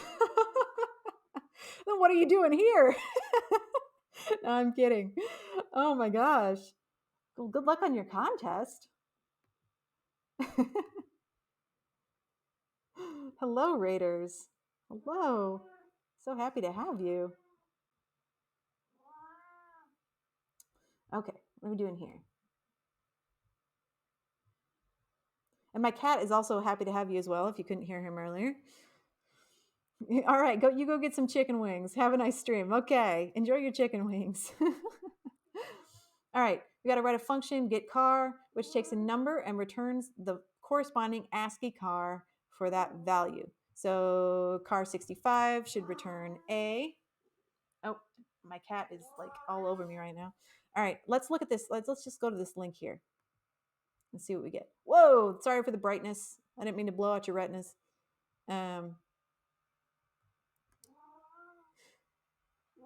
Okay, so My cat just jumped up on my lap. Flashbang. Sorry. I'm sorry. I didn't mean to flashbang your eyes. Oh, dark mode is your friend, right? Okay, so let's see. I need to look up ASCII format here to remember how to return that. So ASCII format in string. Let's see.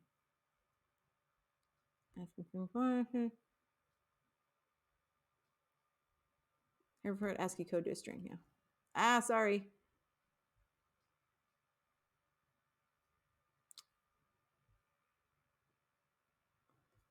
Yeah, car code or something. I don't remember either.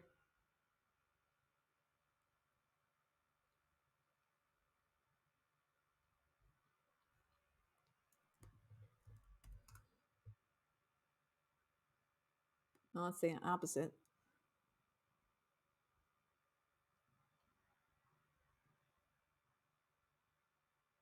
Yeah, that's lame.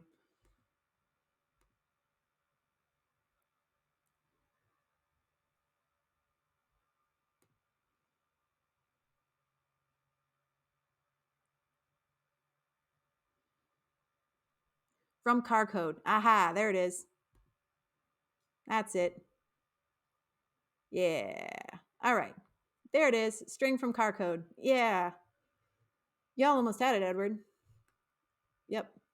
String from car code, and then we pass in. Yeah, that's what we pass in. So, cool. Okay. That's where I'm at. Here we go. Right here. So we pass in C, and then we should be able to just return. How did I spell return that wrong? Return string from car code, and then pass in C there. Assuming that I'm assuming that C is always going to be a number, right? We'll assume.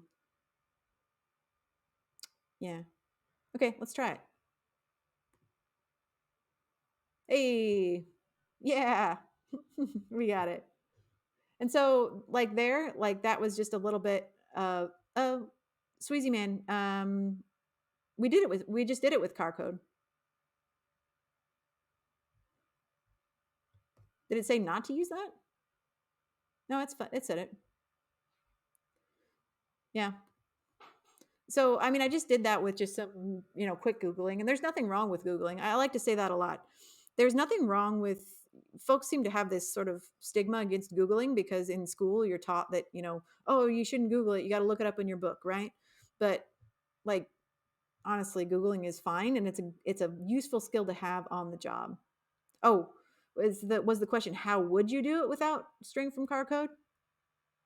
I mean, you'd have to have some kind of lookup object or lookup array, and then you have to look that up. You could put it in an object, or you could put it in an array and look it up that way. But that would take a long time, and I don't have that kind of time. That would be the other way to do it. Somebody's probably done it in here. Yeah, get car string from car code. Yeah, that was fun though. Googling is, yeah, exactly. Stephen Code.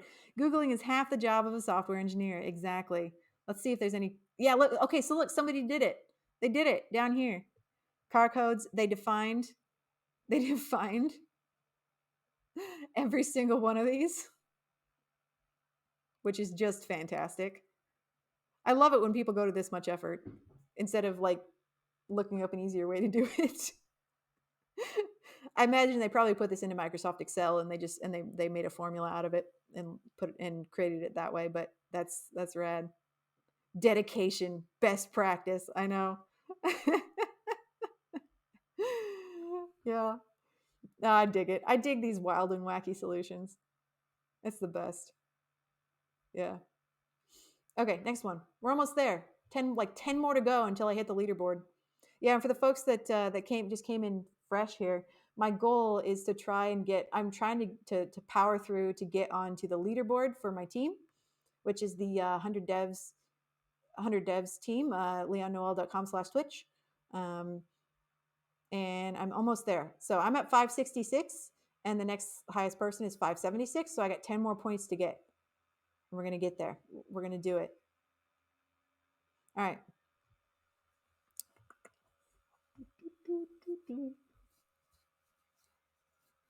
Cherry pick an easy 6Q. Yeah. But my goal also too this week is my secondary goal is to get through every single 8Q problem, like every single one.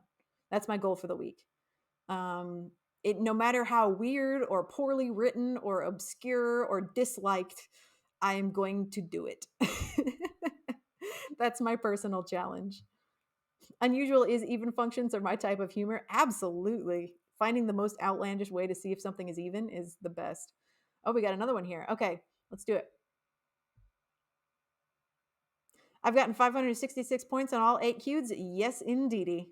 I think I did like 1 or 2 7Qs in there because it was in the assignment. Like Leon assigned us to do that. But nope. If you look at my history, I got all 8Qs, baby. Yep. 8Qs.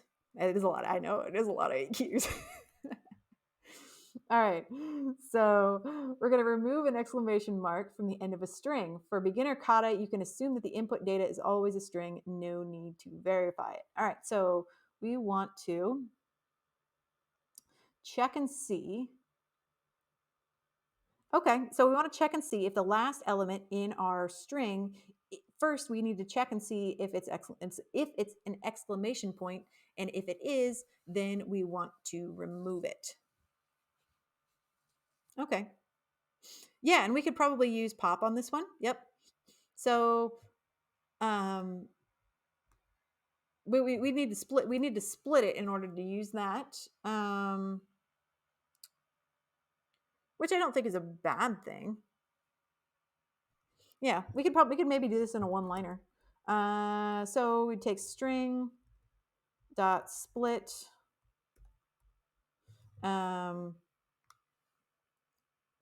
And then we need to check and see if we check and see if basically if string dot length, if the item at string dot length -1 is an exclamation point, then pop.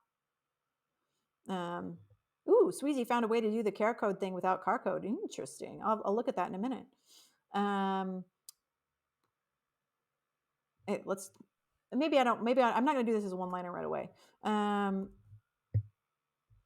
So we're going to say if string dot length -1. We want to grab the last item in the string. So, and then we're going to grit string. So we're going to find the item. We're going to find the item that's in the last value in the string. So if that is an exclamation point, oops, exclamation point, then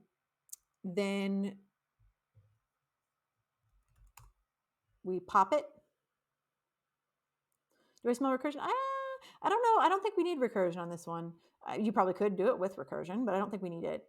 So we'll say if that's an exclamation point, we're gonna we'll string dot split,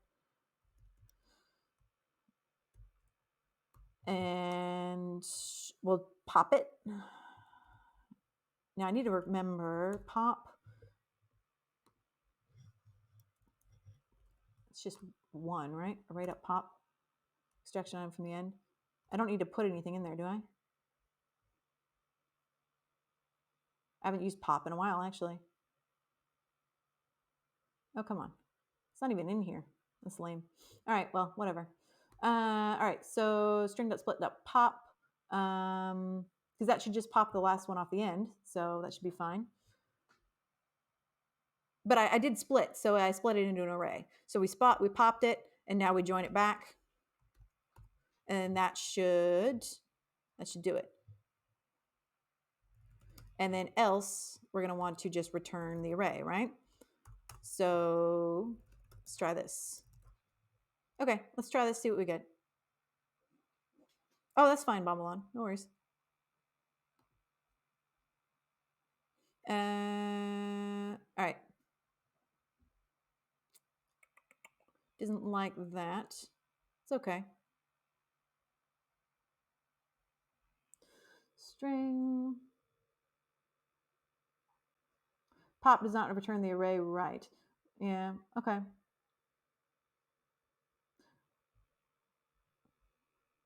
haven't used pop in a while.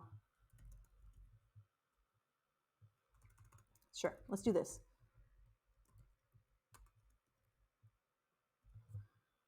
Deletes last. Do this. Googly baby. Oh, okay. We can use slice instead. Yeah, we'll do slice. Without having to, that way we don't have to split the string first. I don't like having to split the string first and treat it like an array when we don't have to, right? Yeah, we'll do this. Slice 0, -1. That'll just automatically grab the last element, theoretically. Yeah, we're gonna, and that's why we're using slice, so we don't have to split it first. Let's test it. Hey, there we go. And this negative, in case you didn't know, this -1 here tracks, instead of going left to right like we normally do in an array, using -1 goes from right to left. So the end. Oh yeah, we'd probably do ends with, yeah. Yeah, I bet you could do ends with. Yeah, that's a good, using a specific, a string specific method there. Yeah.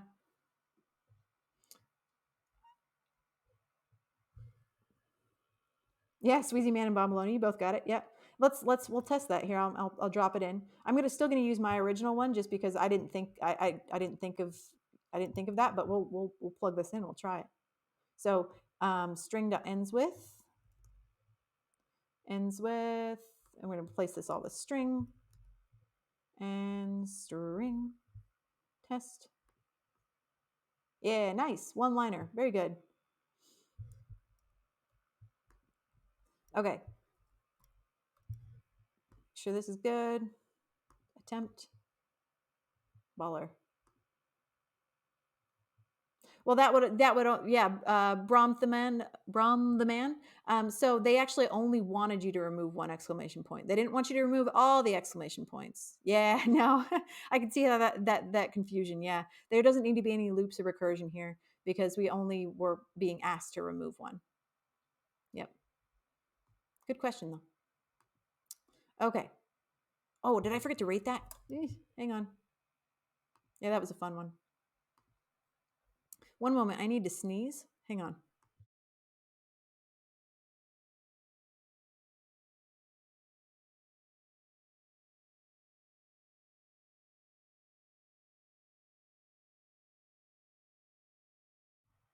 Okay, sneeze accomplished. Thank you. It took a minute. Sorry about that. Okay. I'm gonna get rid of that ASCII table so I don't blind you all again. Thanks. All right, we only got a couple more to do before I hit that leaderboard, and then I think we're gonna be done.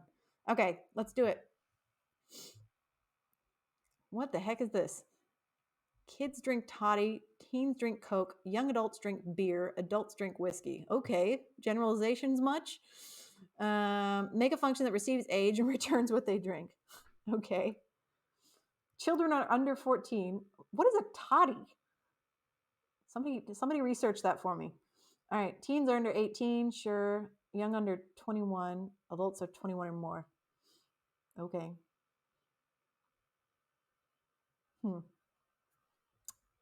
Fun. All right.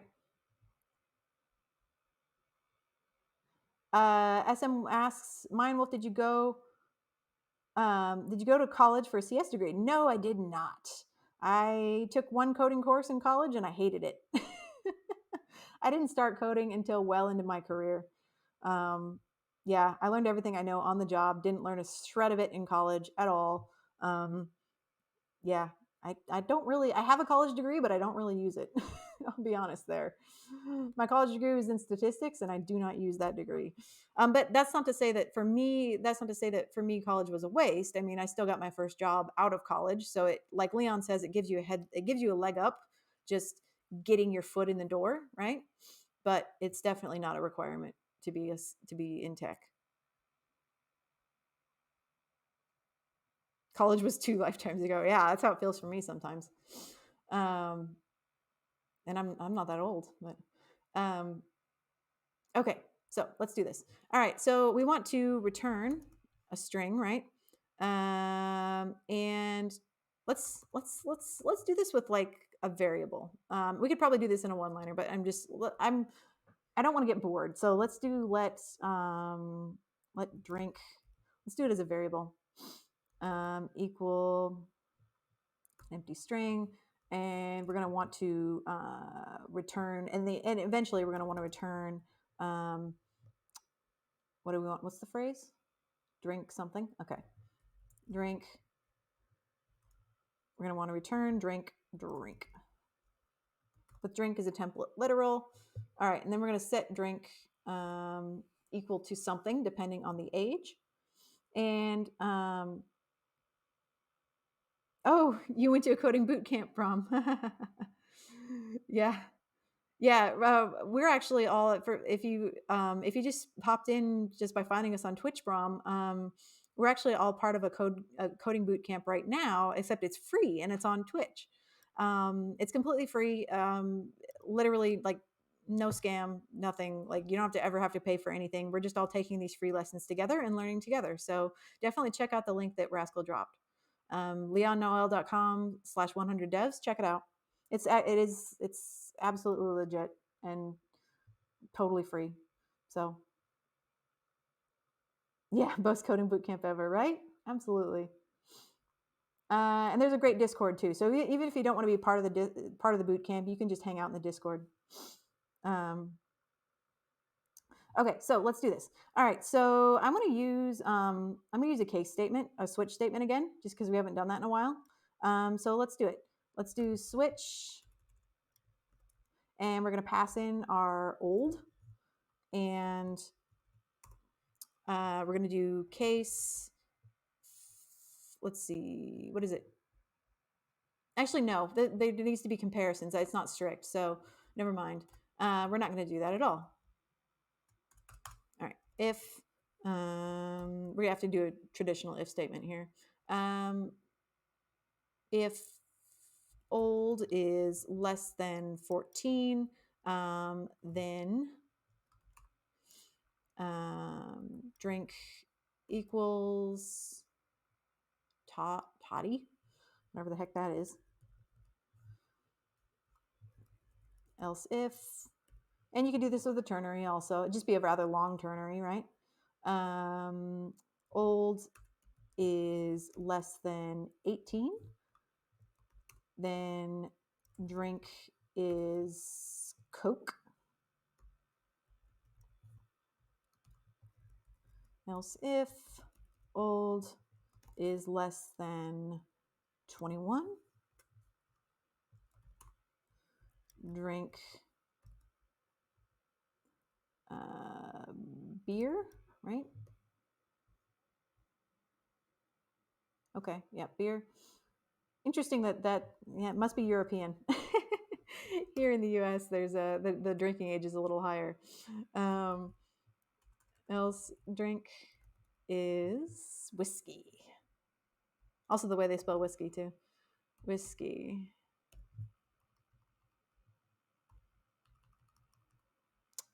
Okay. Let's see if I did that right.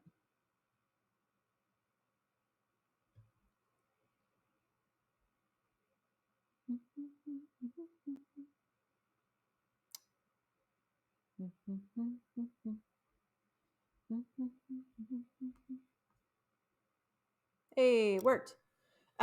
Nicholas, you said yours isn't working? What won't work? Let me know. We might be able to figure it out. Switch statement would probably be nice, yeah. Except switch statements do strict comparison, right? So you'd have to be kind of creative in constructing it. But you could probably cram it into a switch statement somehow. Oh, I see what you mean, Nicholas. Okay, yeah. Yeah, whiskey without the E is from Scotland, and whiskey with the E is from other places like Kentucky and stuff in the States. Yeah.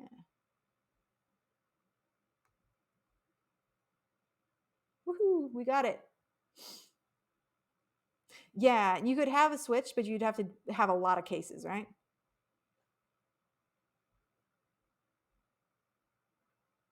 Yep. And so for the top solution here, they did do a ternary. I just wanted to do a regular if statement that time. Gotta switch it up sometimes. It'd be really ugly with a switch. Yeah, you could. I bet somebody in here has done it with one. I'm sure if you go far enough down, I'm sure they did.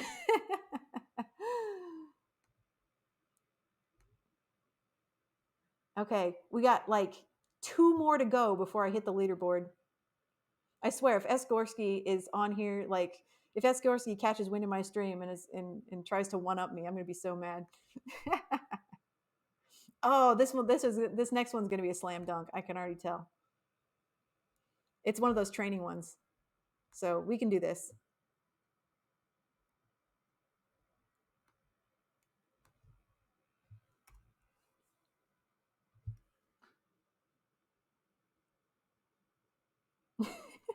Dumpster, I really hope you're joking.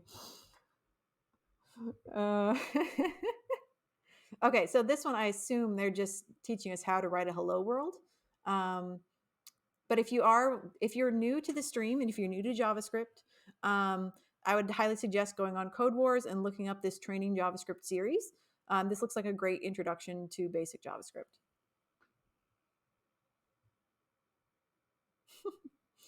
All right, let's see what they're asking us to do. What do they want?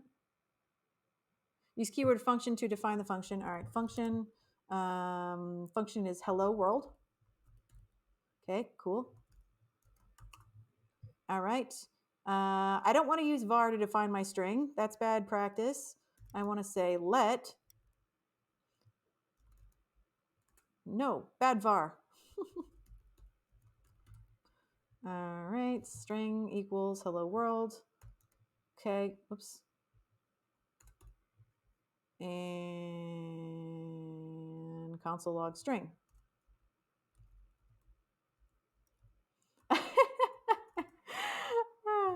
I love all these creative solutions. Console log string. All right. If I mess this up, I'm going to be really disappointed in myself. Oh, good. Thank goodness. I'm so glad I got that one right. Whew.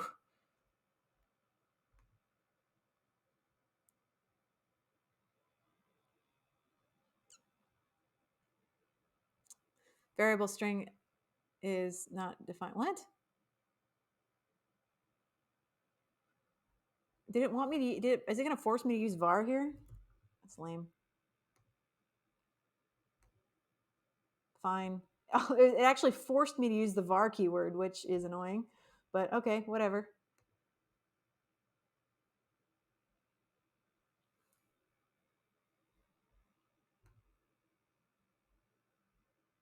Yeah. So as far as like solutions go, a lot of times your workplace is going to have like writing, solutions in the real world for real business applications. A lot of times your workplace is going to have certain standards that they're going to set. And you may or may not agree with those standards, but a lot of times you're going to have some kind of like a style manual or something like that. It's going to specify how you should write things in general. Like, what kind of comments you need to have, how should variables be defined, and that kind of thing, which is going to kind of guide your code a little bit. Yeah, standard existing code or libraries. Exactly. Yeah. Yeah. Bye, Bouquet. Thanks for coming. Oh, we get to complete a function. Okay. Complete the function which converts a hex number given as a string to a decimal number. Okay.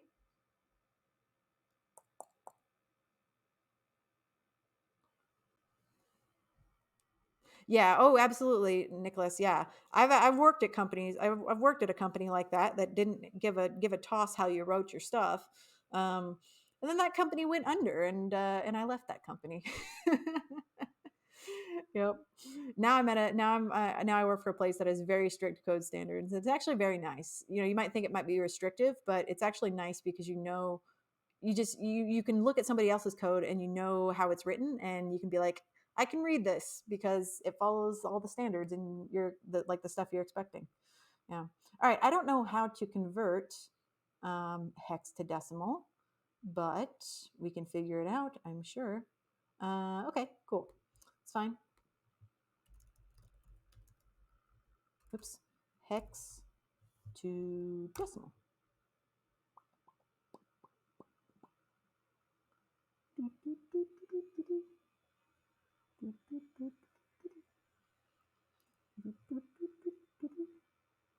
I love code grepper. That's nice. Yeah, so we can use, it looks like we can use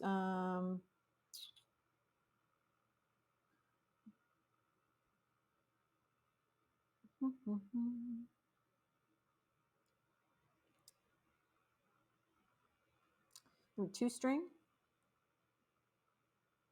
Yeah, but that's not going to do it.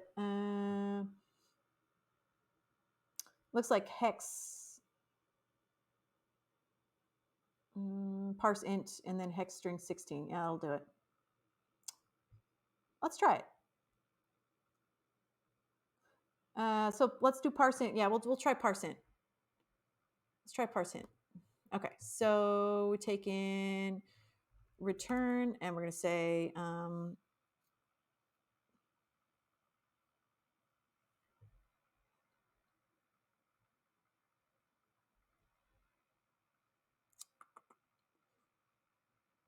let's see, what was it? Oh, sorry. Yeah. Well, you know my emails now, I guess. Nothing I can do about it. All right, so return hex string. And then we're going to, well, parse int, I don't think that's going to work though. No, it might. Well, let's try it. Parse int.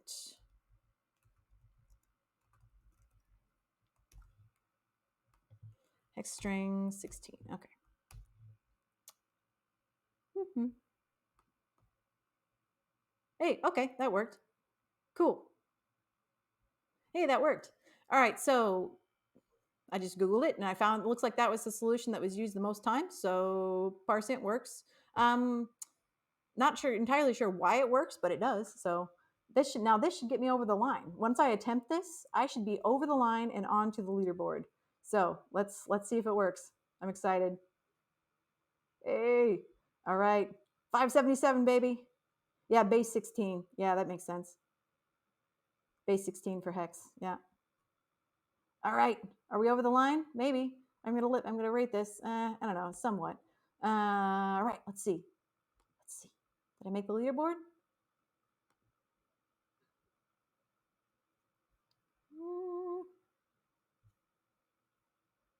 Let's go.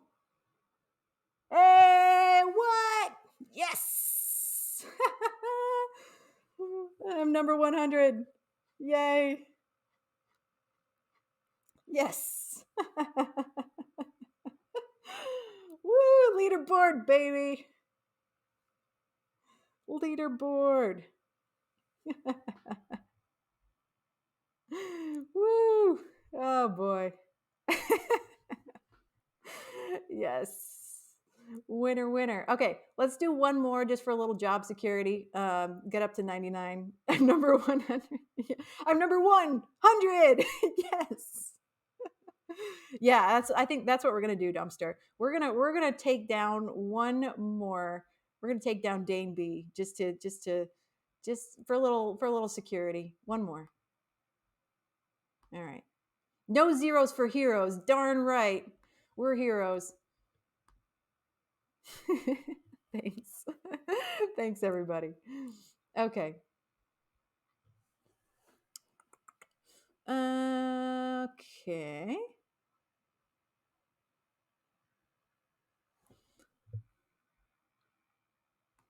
Yeah, so there's a couple, for some reason the way that Codewars assigns the teams and stuff isn't always accurate. And so there may be one or more teams with everybody on it. I can only see my team. But yeah. and Rascal was saying something too about even like sometimes even like the counts of people on the teams don't line up. So who knows? But at least in my own little world, I'm number 100. Okay, so getting rid of zeros. Interesting. And we only want to get rid of ending zeros, right?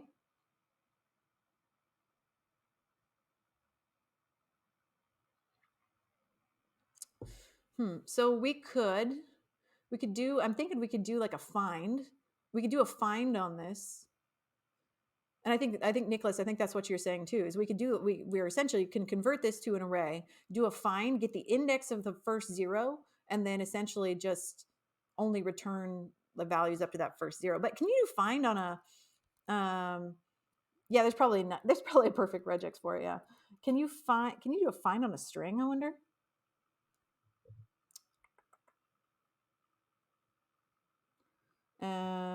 JS find find string. Let's see. String search. Okay, here we go. Let's look at this.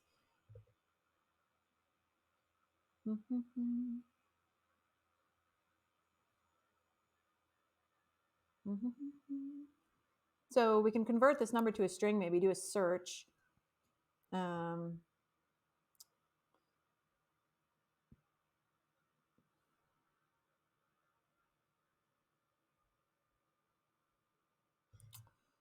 Search for 0. Let's see what we get back. If we can, if we search for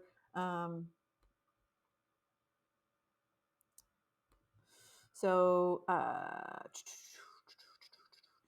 we have to do this to toString first, right? So string n dot search, and we'll just search. I just want to see what this brings back because I'm genuinely curious. So we'll console log this. Boop.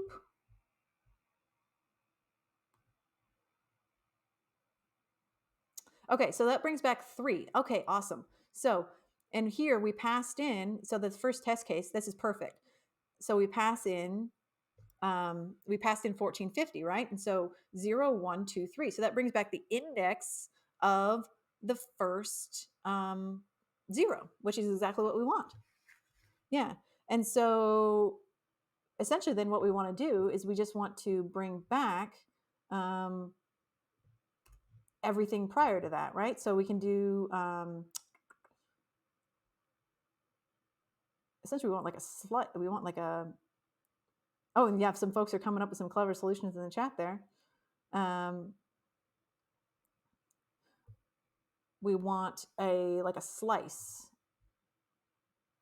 Can I do slice on strings? Do I have to split it first? I forget. It's really late and I'm tired, so string slice. Yeah, okay, I can. Cool. Slice. Yeah, text.slice. Cool.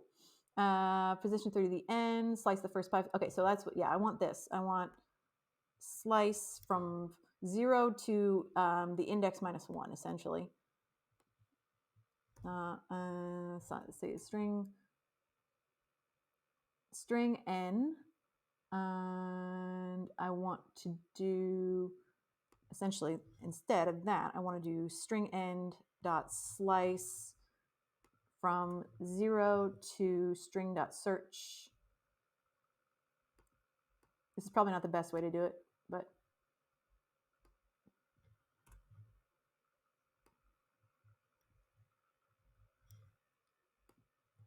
string n dot search. Search for that. Okay, and then search, and that's going to be then -1, right? Maybe. Let's see. Wait, is slice inclusive or not? I forget if slice is inclusive.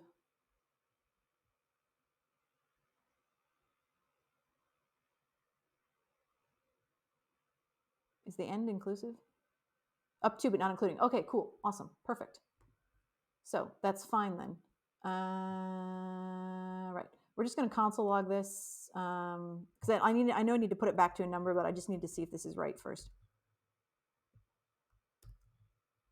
Let's just see. Cool, beans, baller. All right, so we need to just pop it back to a number, and then we'll have it. So we're just going to do that fancy dancy what you call it, unary operator. Quick convert should work. We'll try it. Okay. Expected 1 to equal, oh, crap, it grabbed the first 0. So I need to search from the end. Dang it. Maybe my next stream should be the Journey to Regex Connoisseur. Maybe so.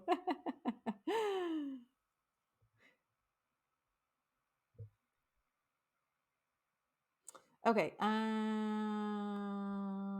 String search from end. JS. Let's try that. Last index of. Yeah, that's what I wanted.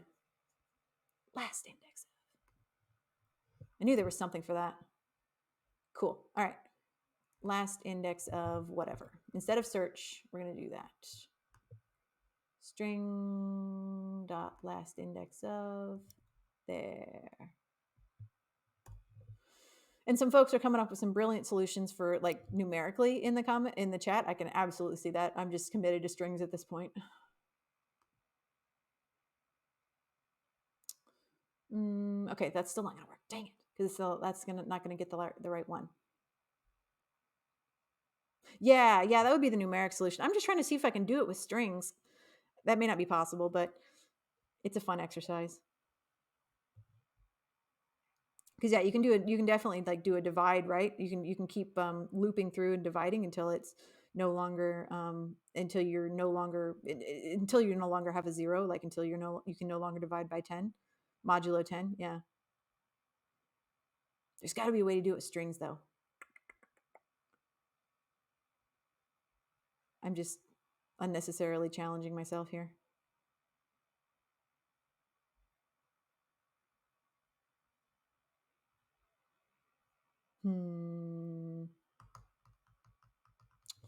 I don't know if I can't. Maybe I can't do it with strings.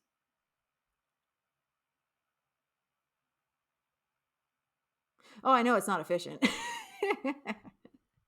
I'm just being stubborn at this point. Yeah, I'll probably have to do it numerically.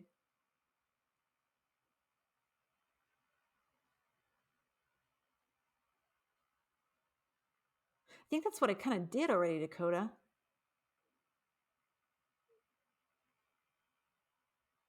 Yeah, because that all that does, right? That all that does is just chops off the last 0, but they want us to be able to chop off multiple zeros, right? Like this, like for this one. So that would your solution, I do believe, would work to pop the last 0 off the end, certainly. But math is your friend. I know. I'm gonna have to do. Okay, I'm gonna have to do it numerically. I was gonna try to do it in an unnecessarily elaborate fashion with strings, but that's all right.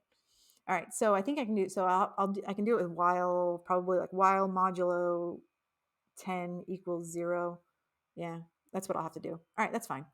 Okay. N modulo 10 equals 0. Okay, then divide by 10, right?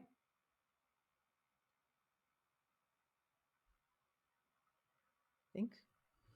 N divided by 10.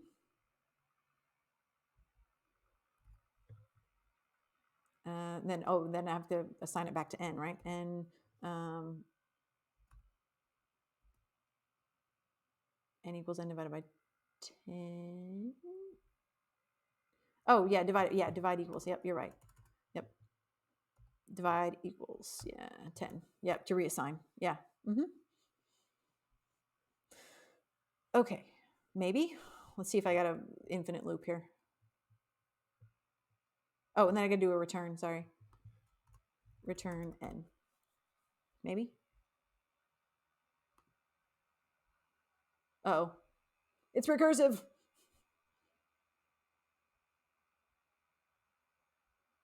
I screwed it up. Doot, doot, doot.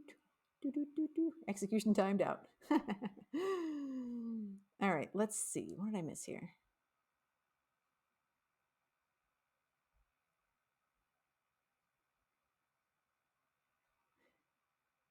And let's see. No, I mean, I get where you're coming from. I think this is the right approach. I'm just too tired to think of. I've been doing this for 4 hours. I'm too tired to think anymore.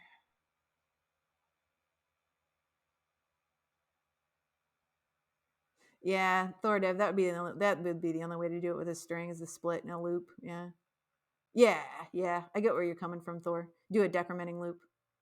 Oh yeah, Rascal. I got streamer brain. It's been 4 hours. I'm dead.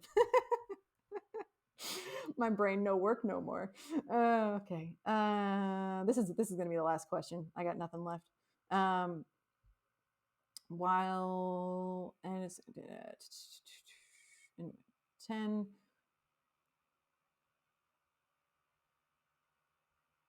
Zero. Yeah, I think once it gets to zero, it can't do it anymore. Um, hmm.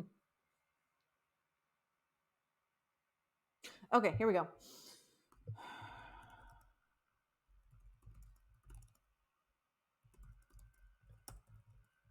Oops, not HS, JS. There. Okay, remove trailing zeros.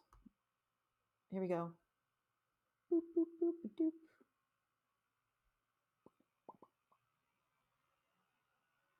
Not parse float. That's not what I want.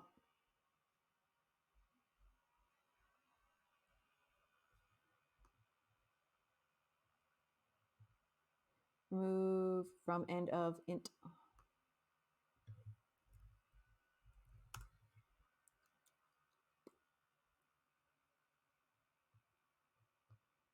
Can't do parse float.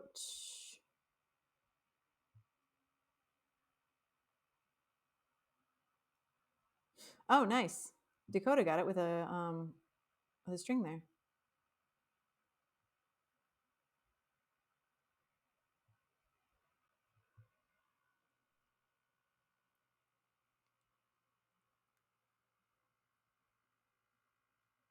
Leading. Yeah, I don't want to necessarily look up the specific solution for the code war itself because I feel like I should be able to get this. If I don't understand the question, then I'll sometimes look it up and get the solution that way. But I understand the question here. So,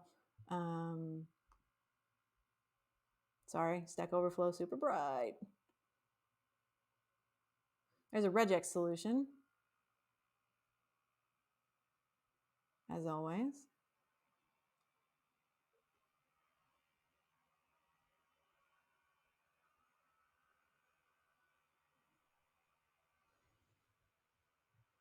Oh, that's nice. They tell you what the regex is doing here. Assert start, match one or more zeros, followed by a digit, or. So essentially, I think we want what's after the or here, right? If we're going to do it regex.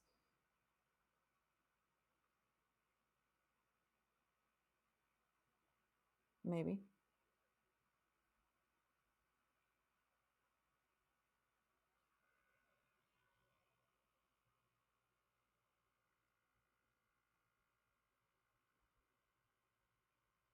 Oh.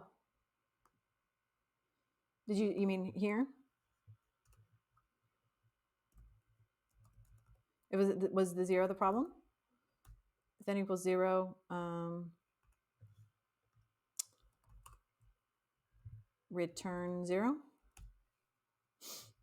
We'll just else. I know I don't have to put this in an else, but I'm going to anyway. Else.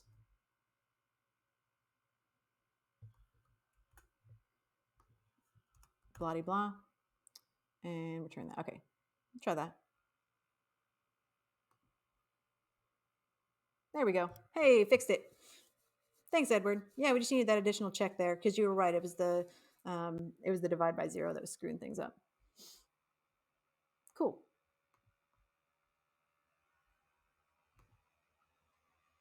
Boom. Indeed. Yeah, and here's a nice clean solution right here. Yep, n not equals 0, while, yep. So while loop, you guys are right on track with that while loop suggestion.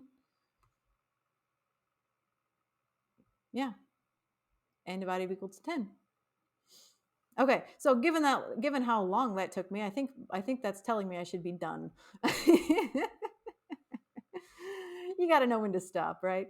Well, I made it to the leaderboard. I am well on my way to catching Blah. I really, the overall intent. Well, Rascal, I don't know that I'll ever be able to catch you, but I might be able to catch Blah. Because I don't know if you guys know this, but Rascal is way the heck up here. Our very own Rascal 2 is hanging out up there in the number 5 spot. I might be able to catch Blah, but we'll see. Yeah, right?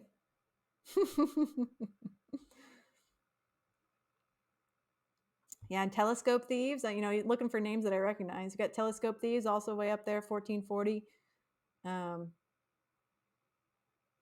And Ryan, our friend Ryan Hawkins, who's also here in the chat. Maybe. They might have left already. But yeah, got some familiar names in here. So I plan to catch them all eventually.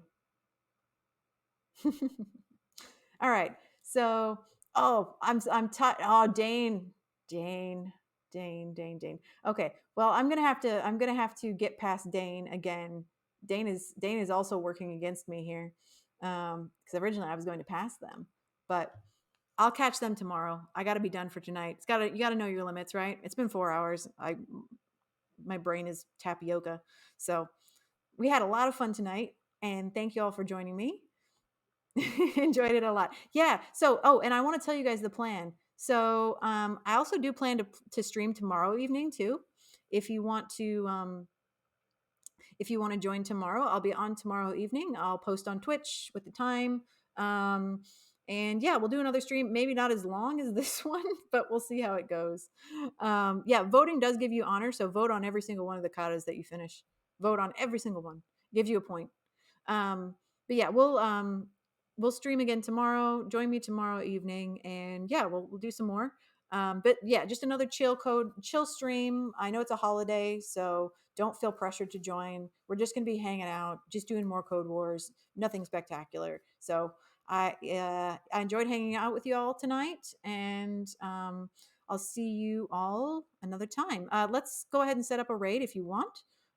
We can raid. Hang on. We'll find somebody that's online. 2 seconds. Twitch. Got to get to my dashboard here where I can fire up a raid. Dashboard here. Oop. Sorry about that. Sorry for the echo.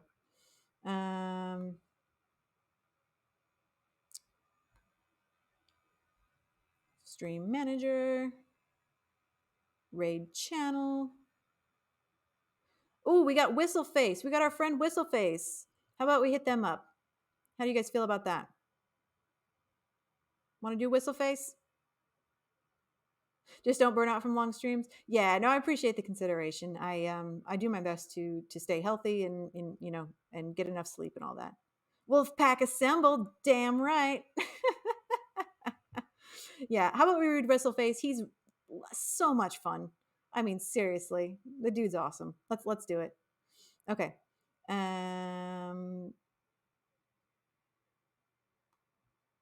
Here we go. We're gonna start the raid here in just a minute. It takes a minute to get everybody ready.